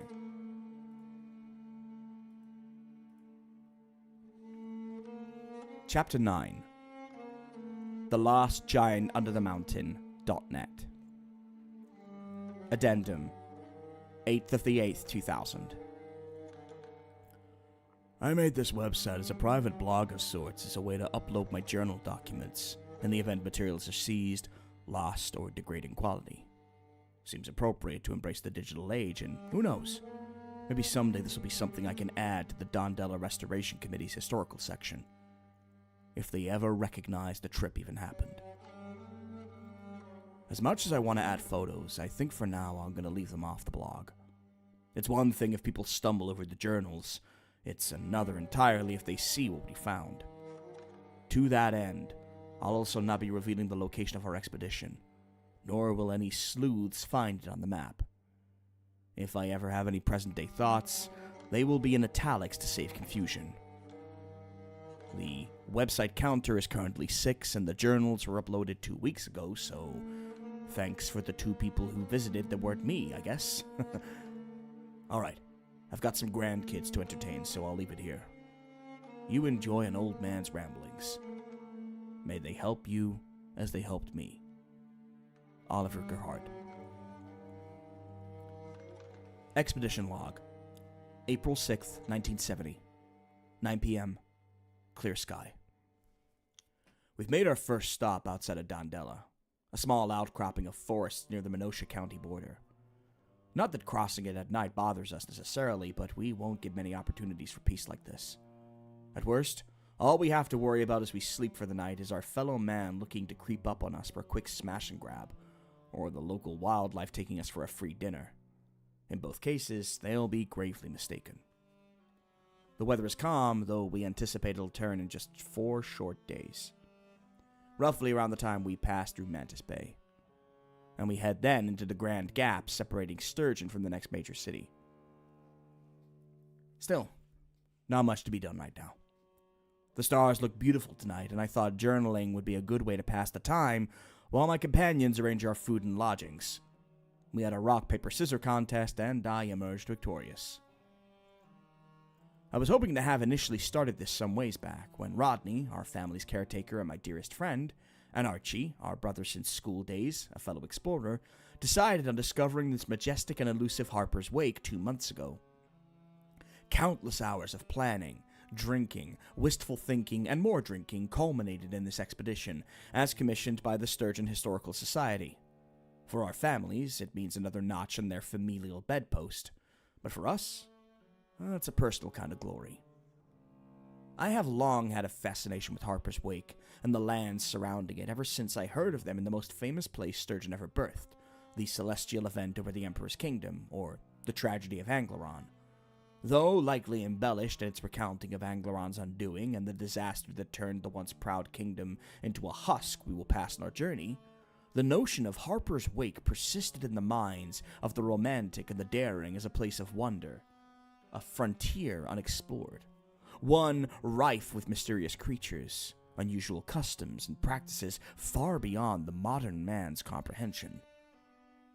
And, like any young man who hasn't yet grown up, I was enraptured to find it. Our journey would be perilous. I don't doubt that we will emerge from our cocoons a totally different kind of man when we return. But perhaps that growth is necessary. Perhaps through the challenges this journey brings forth, we'll find renewal. I will update once we have made some substantial progress across the land. Faithfully yours, O. Comment from The Pilgrim, April 2nd, 2020, 9:58 p.m. Depth, 10 meters, 35 feet. I feel the walls closing in around me with every second I plummet into the abyss. And yet I've only started. Is this truly how I wanted my journey to go? To simply entrust my life to fate and take a dive, literally, into the unknown? Perhaps this is for the best. A true test of my resolve. I see the light of the sun still shines on me as I descend. A reminder of how close I am to the world around me still. This will not last. Nothing does. It exists for a time, it flourishes, it crumbles, and it dies. For now I am in the throes of ecstasy as I begin the journey to the depths, and I will relish every moment of it. I am nothing more than a pilgrim on the search for my own holy grail. It is here somewhere, and I will find it. April 9th, 1970.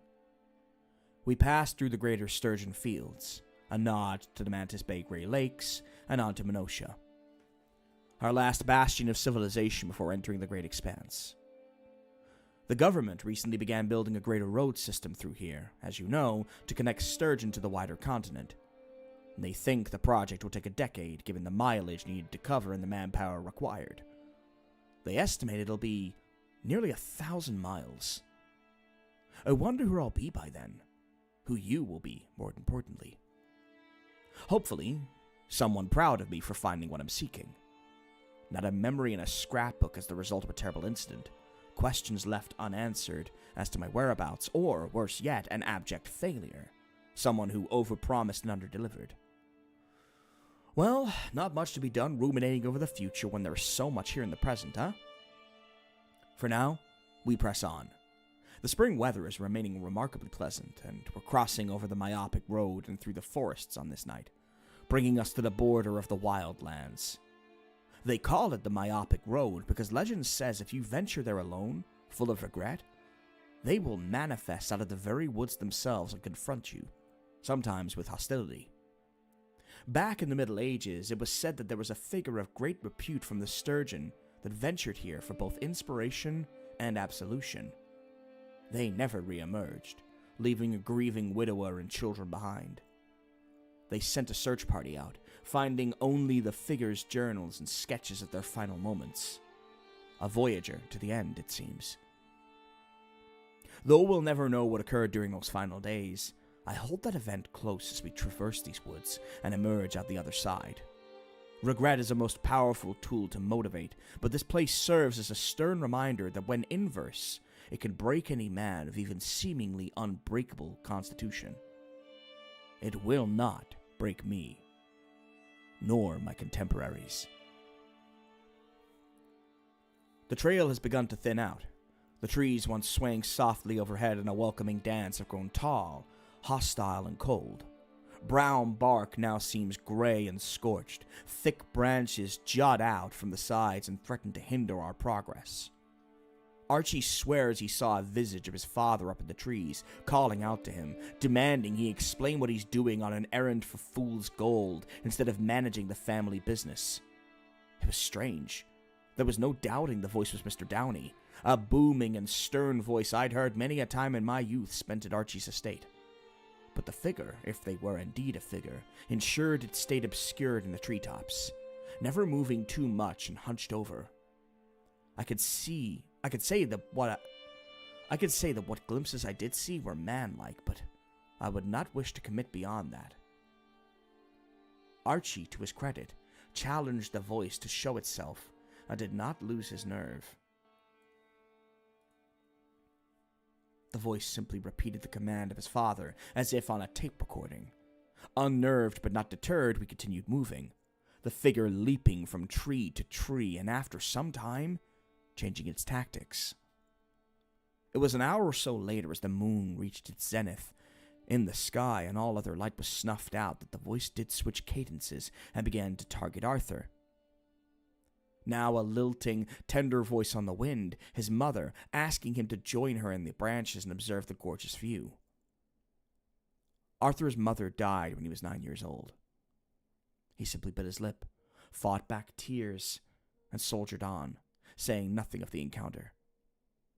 We picked up our pace from here and continued in silence until we reached a break in the trail, a circular anomaly stretching out for about 50 feet with which we could pitch our tent and start a small fire. The voice had ceased some 40 minutes back, and we hoped, with cautious optimism, it was done with us as we set it up. Sleep, however, would not come quickly. As we lay in our tent, rustling could be heard around our encampment. Heavy footprints and the sound of sniffing. At first we thought wolves, but when I called out to the intruder, the response was enough to chill my blood. "Hello? Is anyone out there? We mean you no harm." A pause. Then something rattled overhead. A wheezing, pained voice, as if straining vocal cords that had not been used in decades. "Hello? There? Mean you Harm. Archie and Arthur stared at me, the former reaching for his rifle when I shook my head and, without speaking, pointed first up and then placed a finger to my lips. The thing wanted us to respond. It's been 2 hours and the creature is still rummaging around, making strange calls into the night. But we will not be deterred. Perhaps this is what got Sturgeon's first voyagers. But it will not get me. Faithfully yours, O. Comment from The Pilgrim, April 2nd, 2020, 10:06 p.m. 30 meters. 100 feet. The light has already begun to fade. The last vestiges of light pouring in from above are now beauteous rays that turn all structures and fragmentations into things of pure joy. Color in a monochrome world that my simple eyes are not worthy of gazing upon fully. Your encounter is fascinating. I find a similar one as I sit in my self-imposed Faraday cage and begin to hear knocking on the walls. Something pleading to be let in. When a voice speaks to us from the void, we must think carefully on our response. Friend, foe, or something in between. I do not know what to make of this, whether or not I should even entertain the guest outside. A reflection of our real world and current events, perhaps. If you're alive, you likely know of what I speak. But as I descend, further away from the madness of the world above, I feel more at home with the creatures beneath. The great, slithering things that hide in the dark and live simple, monastic lifestyles. They do not care or know if the world is burning, only that they will survive it regardless, for they are worms and know of nothing else. I must conserve my energy, my precious thoughts, for there is a long way to the bottom. But know that I am observing with great interest. April 11th, 1970. I feel that night will live on in infamy for us all, but we elected to relegate it to a future nighttime discussion and press on. Come the morning, a scorch mark ran the length of a branch perched over our tent. I have a feeling we may see this spectre again on the road. We were on the road not long after, passing a riverbank that in olden times marked the end of civilization and the wild unknown that spanned for untold acres. If there was a name given, it's been lost to time. Archie voted on Waltz River because the strange trajectory of the water made it look like as if we were dancing in a rhythmic pattern. I liked it, so we made an official marker in the book before pressing on. Once through the clearing, the wildlands were upon us. Minotia with its verdant forests lay to the east, Coralla and its rustic quarries to the west. This would prove to be the monotonous part of our journey, one with a multitude of conversations, frustrations, and pensiveness. But we were prepared, and the mountain range would be upon us in 10 days if we made good time. The weather was decent too, a clear sky with some indicators of rain in the distance, but that was preferred over the scorching heat of an early summer could bring. I imagine I'll not have much to update you on until we reach the mountain summit, but should something of note occur, I'll chronicle it. Faithfully yours, O. Comment from The Pilgrim, April 3rd, 2020, 8:16 a.m. 40 meters, 120 feet. Darkness envelops the world around me slowly but surely. Soon, the last vestiges of light will dissipate from my purview, and only the depths will remain. An unknowable, fathomless pit from which multitudes of eyes, teeth, and appendages lay in wait to observe, grab, and taste me. What will they think of me, I wonder? This is the last stop for both of us, isn't it? The last chance to turn back, go into a life of monotony once more, and live our lives as we are expected to. I could stop reading here and go no further. I could rush up to the surface, gulp in the fresh air, and let the sun cleanse me. But you never did. You soldiered on, and you cursed us all. Now, I must follow in your footsteps, like a good pilgrim. let the darkness consume us both. Alright, that'll do for that. I don't think we'll read too much. See you later, Dex. Appreciate you. What do you guys think? Before I read a teeny tiny bit of Choose Your Own Nightmare, and then we're going to wrap up for the night. But let me know what you think. Give me some thoughts, chat. The fact we're keeping this many people is wonderful. Appreciate it.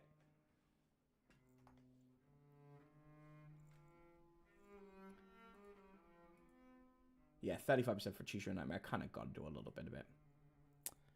Slow burn. That's my slow burn story. Very much more about the destination. But that is the chapter where we start to learn about, you know, what is all this manifestation nonsense? Where does this all come from? How did this Gahart family get there? What is Harper's Wake? It's the moment where we really understand everything that's come before. Jamie Richards, I like beans. That will be the next chapter, by the way. The Last Giant in the Mountain is the next chapter going out, so probably a couple weeks' time. So you won't have to wait too long. This one, you got to be waiting a couple months, because this is the 10th chapter. Actually, it might be the 11th. Might be the 11th, I don't remember. Bergendruckung. Dankeschön. Okay. Now this, I'm going to go up to... This is going to be so hard to read. You guys don't understand. God, how much can I read of this? So this isn't a terribly long story. It's 16 pages, about 7,000 words. It's one of the shorter ones. I don't want to overread because this is an important moment in the book. Very important. And I got to sound design this motherfucker. All right, chat. As we come into the last little section of this stream, but again, so stoked that we got 30 views. That's just goes to show only the second time we've done this week. So for all of you who are new, be back here next Tuesday, 7 p.m. EST, between 7 and 8. Sometimes it's a little bit late, depends on schedule. But between 7 and 8 p.m. EST, and we'll do longer. Might be another stream on Thursday. We'll see this week. But this has been so cool. So, chat, what music do we want for Choose Your Own Nightmare? What kind of music? Do we want to keep this kind of music we got now? There's like stringed music. Do we want drones? Do we want something a bit more upbeat? I want you guys to tell me, and I'll look for a playlist. Give you a couple minutes. Man, I am hungry. Now you guys got it in my head to get something to eat.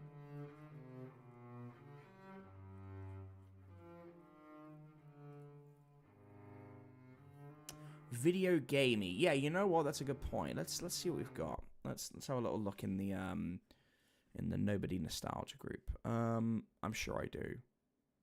Background music or playing video games. Oh, we've got Screensaver. Well, I know Screensaver. Okay, this is going to be... okay, I got one. This is going to be tonally very strange. I have not read this out. Neither of these have been read out loud ever. So this is a reward for coming today. And I expect you all back here with friends next week as well. There's nearly 12,000 of you fuckers. We can get a good 50 people coming in. You know what I'm saying? Okay. Oh, y'all are going to lose your shit for this one. All right. Let's go. Choose Your Own Nightmare. God, this was so fun to write. I will talk about the methodology of writing this on our next stream. Again, research. I went into a huge rabbit hole of 1990s Choose Your Own Adventure books. So fun. Okay. I don't know. Okay, hang on. I actually need a legitimate audio cue. This is not going to work because the way that I do this. Hold on.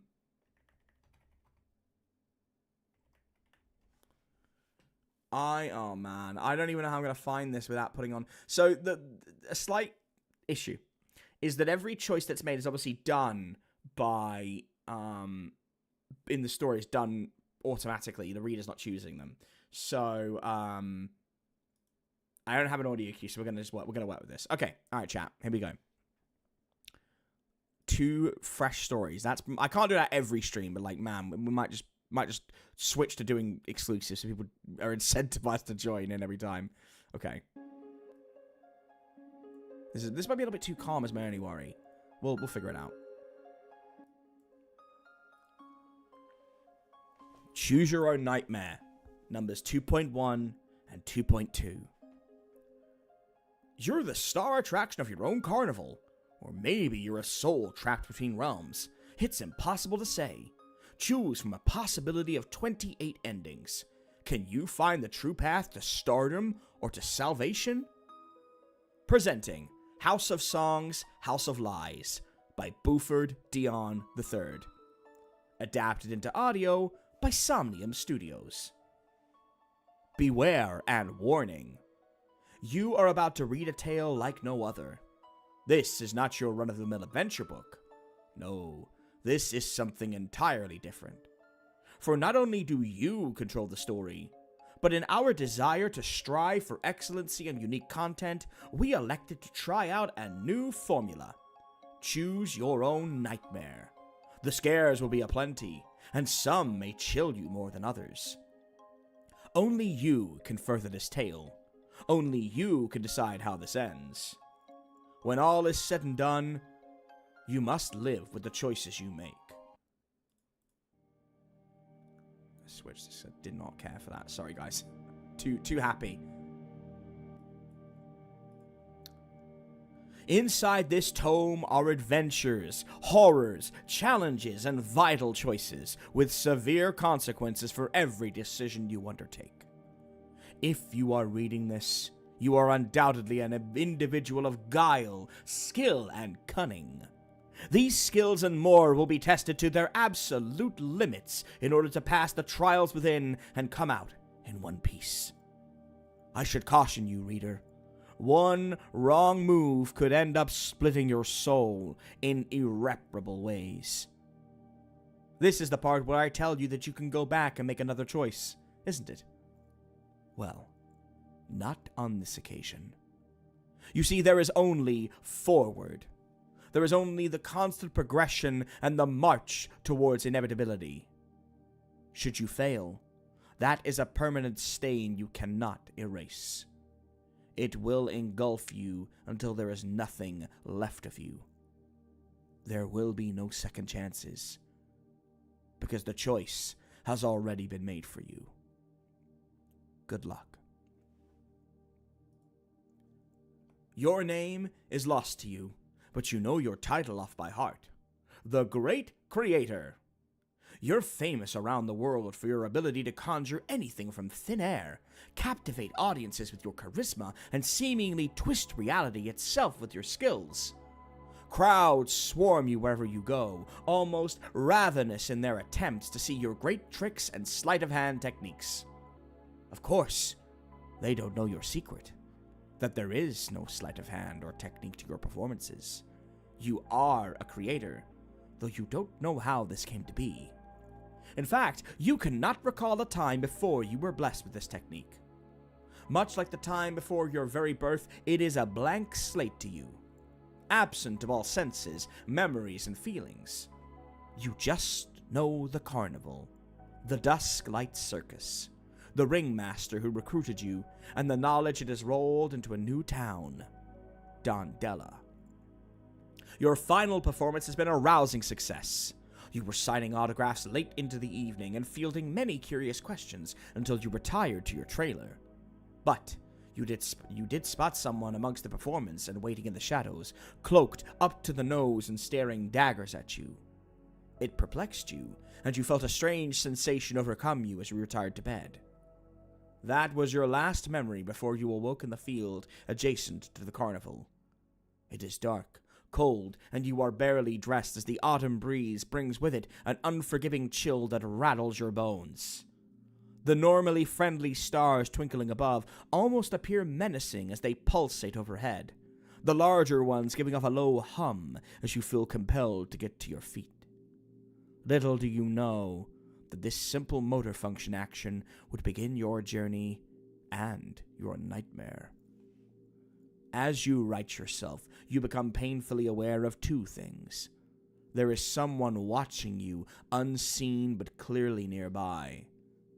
There is a lone door situated in the field, a faint glow from beneath the crack. Do you, 1, inspect your surroundings for the intruder, or 2, go towards the door. You have chosen option 2. You approach the strange gilded door with trepidation. You sense that this is no ordinary door, but you do not wish to stay in the open for longer than is necessary. With each step you take towards the bizarre display, the bigger the door becomes. As if an optical illusion not dissimilar to the sort in the Dusklight Circus's funhouse of illusory magic. You feel this once modest rectangular archway balloon into a looming structure towering over you, almost blotting out the brighter of the stars in the night sky. Your body begins to vibrate, and you hear a rustling from behind you. If you wish to open the door, turn to redacted. However, if you wish to confront the rustling, turn to redacted. Choice made.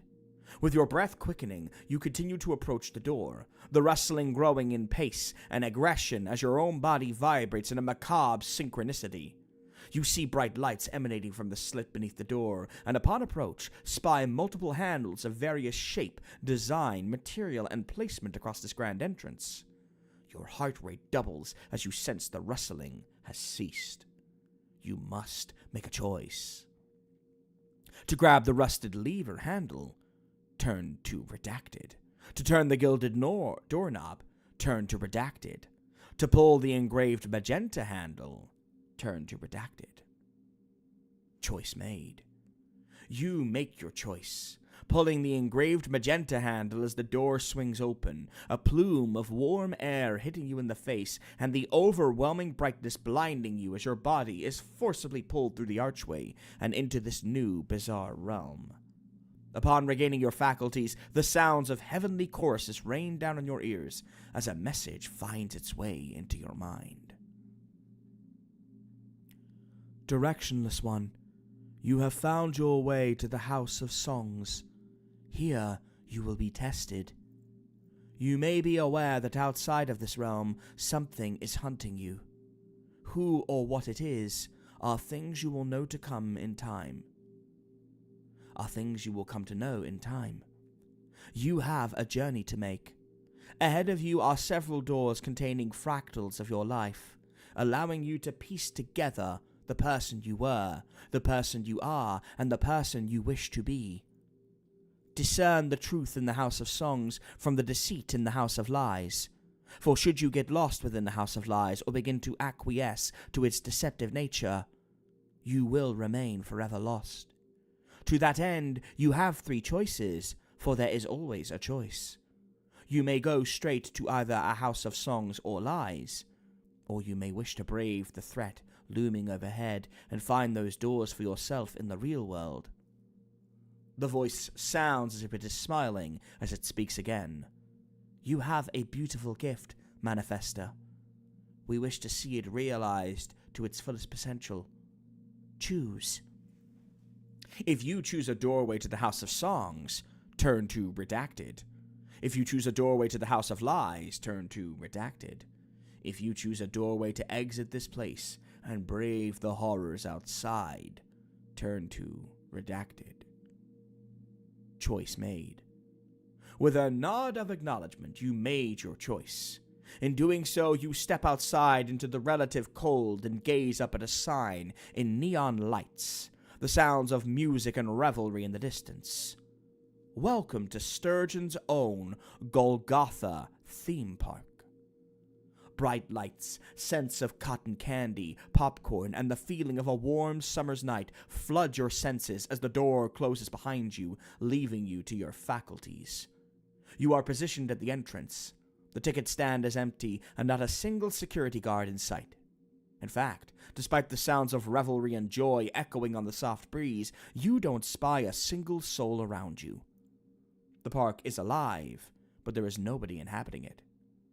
You feel something in your pocket and fish out a dog-eared map, faded print and well-worn but still legible. On it is a comprehensive diagram of the Golgothan theme park, broken into 4 distinct realms for you to explore. Medieval Madness, Adventurer's Cove, Scientific Spelunkers, and, most curiously, the Dusklight Circus. Your circus. Each one meticulously marked with symbols you don't fully understand. With map in hand, you walk through the gate and stand in front of the signs. Your choices are Medieval Madness, Adventurer's Cove, Scientific Spelunkers, or Dusklight Circus. Choose. Clutching the map tightly and doing your best to ignore the creeping dread crawling up your spine that implies you're being watched, you make for the first stop on your trip, Adventurer's Cove. You pass through a large walkway, the built-in vendors shilling their trinkets, souvenirs, foods, and oddities all abandoned, but wares on full display. You think about grabbing a memento, but the sheer notion of stopping as your unseen accomplice is so close behind you fills you with an extra boost of adrenaline, and you elect to pick up your pace, darting down a side alleyway and through an unlocked door just as you see their shadow filling the small space you've traversed down. You did not realize until after you stepped through the threshold that you'd entered one of the special doors. But was it to the House of Songs or the House of Lies? We see a manor house, the furnishings screaming opulence, sophistication, aristocracy.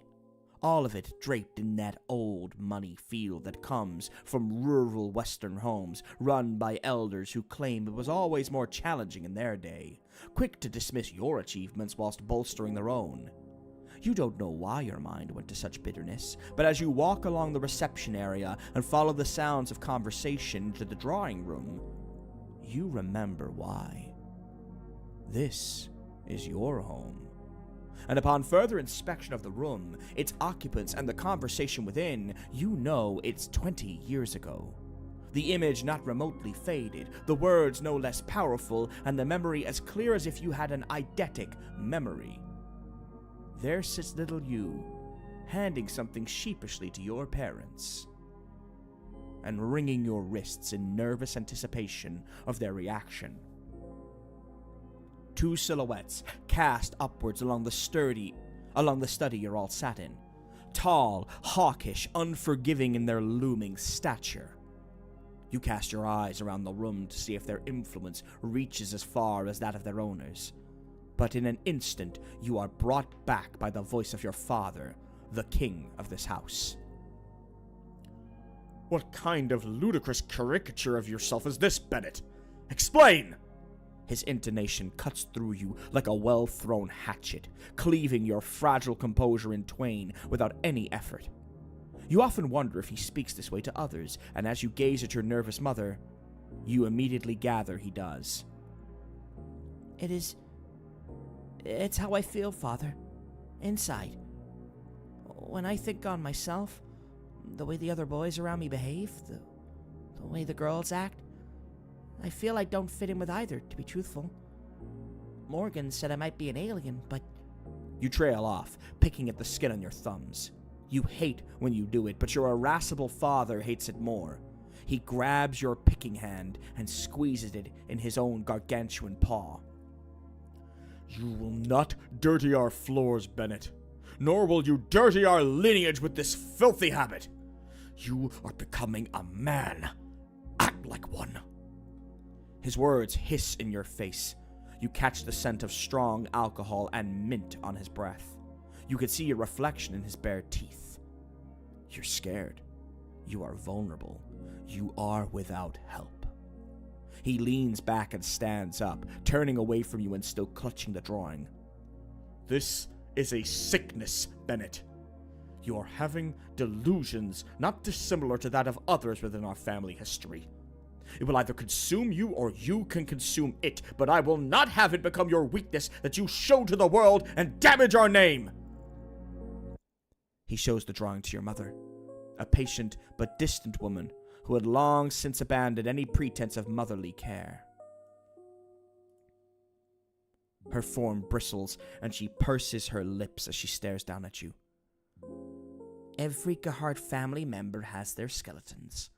This is yours to bury. She hands the drawing to you with unflinching features, statuesque in her demeanor. So put it in the ground. Kill it. Now. They watch little you. You watch your younger self, shaking like your very soul is desperate to burst from your flesh prison and escape into the ether, to go anywhere that isn't here and start anew. All those raw, incalculable emotions we are taught to bury through years of heartache, strife, and failure just bubbling beneath the surface. You clutch the drawing in your hands, hold it close to your chest, and then, as hot tears stain its contents as you stare wistfully at it, it glows faintly. Something stretching beyond the borders of its existence to break free from its bonds. It is slight, a murmur at absolute best, and a prelude at absolute worst. Little you does not see it, but your parents do as they watch you cast it into the fire. And so you go back into the ground. The scene pulls away from you before the door slams in your face, and you are provided with two pathways to walk down: songs or lies. You step towards the music and take the songs path, emerging from a tunnel and into a small circular room filled with jungle decor, a sea of exotic animals in various enclosures, enough rainforest sounds to deafen the outside world, and a cutout mascot standing in front of you. Strange, he's wearing a beekeeper's outfit of all things. Bulky, ill-fitting, 3 digits on either glove, the face totally obscured by the mesh on the front where the face should be. Nearby, a sign says, "Benny the beekeeper says, adventurers always inspect their environments before taking the plunge towards the cove." You ascertain he's a mascot of some sorts as you look around your new surroundings. Do you, 1, look closely at the animal enclosures, or 2, proceed down the trail? Choice made. You decide now is as good a time as any to take stock of your surroundings and look at the bizarre animals, many of which seem to be taxidermy or animatronic from a distance. Along the left circular wall, you spy bright blue primates with scorpion tails, their eyes bulbous and yellow, chewing on something obscured from your view. On the opposite side, a reptilian humanoid standing on 2 hoofed feet, holding primitive tools and trying to impale something in the treetops of its enclosure. Thunder echoes in the enclosure, and the creatures stop moving. A silence grips the environment, and you realize that you are now gripped by it too. You look closer at the primates first, seeing they're chewing on something still writhing. An insect, perhaps. No. Something else. Something with a face. A face in absolute anguish, staring at you with beady little eyes before a sharp incisor punctures the soft flesh and tears it from your sight. Unsettled, you step to the other enclosure and see the reptilian humanoid is watching you, licking its lips as it sways rhythmically, positioning its spear before launching into the brush. You don't see what it catches, but you hear ear-splitting shrieks. They sound unlike anything you've ever heard before, each one punctuated by a great hunger. Do you, 1, inspect the tree, 2, leave for the trail? Choice made. Electing to leave this behind, you make a beeline for the trail and head down the dark tunnel, barely lit save for some soft purple lights on the floor. Every now and then, a new iteration of Benny the Beekeeper pops up with a bit of advice. You walk and listen to each one, taking in the neon swirls in the fish tanks around you. Though strangely, you don't see any fish. Hey, adventurers! Remember, a true adventurer always looks after their friends. They're like family. Adventure is for everyone. Did you know that there's more fish in the deep sea than anywhere else in the ocean? So many creatures in the dark depths we've never seen. I wonder what's out there. I think I'll stick to the bees.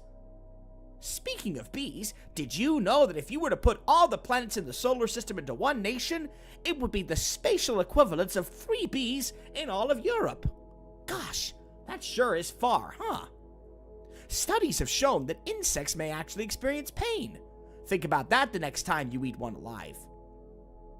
They continued on until you reached a clearing. One large tank drawing your attention, a strange light pulsating from within. When we think of the predators of the ocean, adventurers, none are more terrifying than that of the anglerfish. Using a lure on its head, it entices its victims in until the light blinds you once again.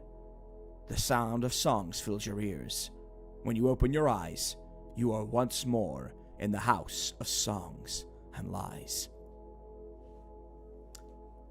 And I think that'll do for the preview, because I think we've given you a nice taste there. And I've just seen that Dex is headed off. Jamie and Ven, take care, guys. Chat, 33 people while I was reading that. That's fucking sick. What do you guys think?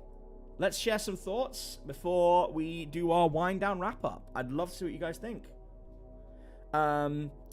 Michael Vanderdrink, this would be fun to do votes on which selection to do. It would be if there were selections. The crux of this story is that there are no choices you can actually make. They're made for you. Like, again, that's kind of the idea of the illusion of choice. I think Katie mentioned it. Yeah. What do you guys think in terms of the tonal sort of differences? Like, again, the point of this book is very different stories, but two very different stories, I find. And I think some of my favorite work has been in this story. And I love the way that this chapter ends. It's such a satisfying conclusion. But how do you guys think these two stories stack up compared to what is already out there in chapters 1 through 6? We've had our body horror. We've had our true crime transcripts. We've had our gothic horror. It's getting weird.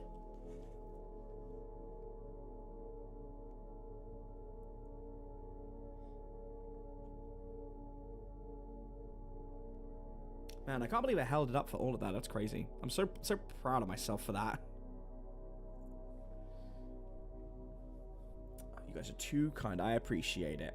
I will let you all know, by the way, about Thursday. I need to check with both my own schedule and Lulu Magoo. If I was to do a session on Thursday and the gang is not available, I would probably stream something on my own. I just don't know what. Like, there's so many games I love playing, but I don't know how many horror games I've got that I want to play at the moment. That's the only thing. So I'm going to see how I am coming for Thursday, and I will notify everybody tomorrow. Because I'm not 100% yet. And if not, then it'll still be next week. So I want to do some more work on Demi. So could also just do another stream like this where I just do work on Demi, I guess. But we will see. Don't worry, Jackal, you can rewind, and I hope you enjoy both chapters. Thank you so much, Frosty. I appreciate that. And Clue, yeah, definitely building some tension. I found out long after, but the first collab I ever did was Lights On, Lights Off. Oh, so that was, as in for me, headlights on, headlights off, Dex? Is that what you're referring to? Dex never actually leaves. That's so true. So fucking true.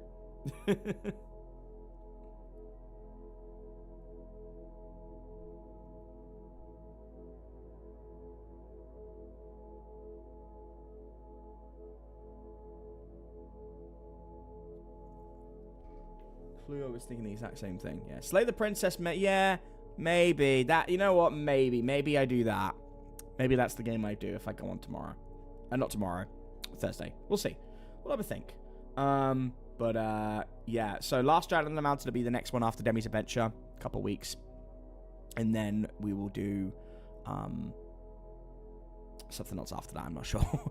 But yeah, the fact that we have maintained 31, I know that that's you guys going out of your way to get new people in. So I know new people are now coming in. Some who already are subscribed to Dusklight, in which case welcome. Some who are wondering if they should subscribe. And if you love immersive horror, if you love shared universe horror, if you love Welcome to Night Vale with customized intros and outros, if you love dynamic voice acting and sound design, this is the place to be. You will not get, I will tell you this, and this is a promise, and good night, Arkham.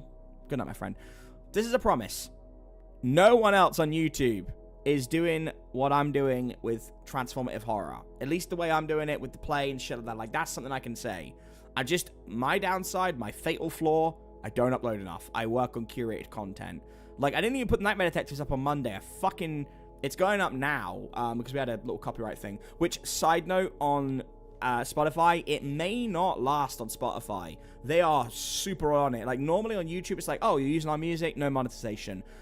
Spotify is very different. Spotify does not like it, and it's making me remove anything that is, like, copyright content, which obviously Nightmare Detectives does a lot of it. So I really hope that I can keep it on there, but I can't erase the music because it's on one file, like one audio file. So I'm going to figure it out over the next day or so, talk to Lulu. It would suck. Dusklight Radio will stay on there, but maybe not Nightmare Detectives. And it might mean that going forward with the next big campaign, I only use, like, Epidemic Sound or music-approved stuff, which would suck. But I might have to do that because I do want to monetize the D&D stuff as we go on. So we'll see. It depends if the studio picks it up, if anyone does it, then that might be a bit different. We'll figure it out as we get closer. But yeah. But anyway, I'm still really proud of stuff, and obviously, you know, please go and stream us on Spotify for the time being, and simulcasting will be a thing as of this week, or whenever we upload next on Dusklight. But yeah, you guys have been fucking fantastic. Thank you to everybody who donated. I'm going to go back really quick. So We Try Horror, Isaac Benson, and the Rain Man, thank you so much for donating. Thank you for keeping 30 consistent listeners, guys. That's not normal for us. And the fact that it's normal now is great, and it means I only want to do more. So I will try my best to get on Thursday, same time, between 7 and 8 Eastern, and it'll either be more, it might even be a bit of everything. It'll either be gaming, in which case it might be Repo, which is Chaos, or it might be Liar's Bar, or it might be Slay the Princess. It might be more reading of this, we'll see. But tune in anyway. You know, I want to see more people turning, and if we can get to 50 regular viewers and pop off chat, then I'll invest in rigging. You know, I'll start getting on that. And obviously, please join the Discord if you haven't already. Please check out the We Try Horror. Lovely guy. Support each other, uplift each other. Dexter's Lab as well. You guys have been fucking awesome.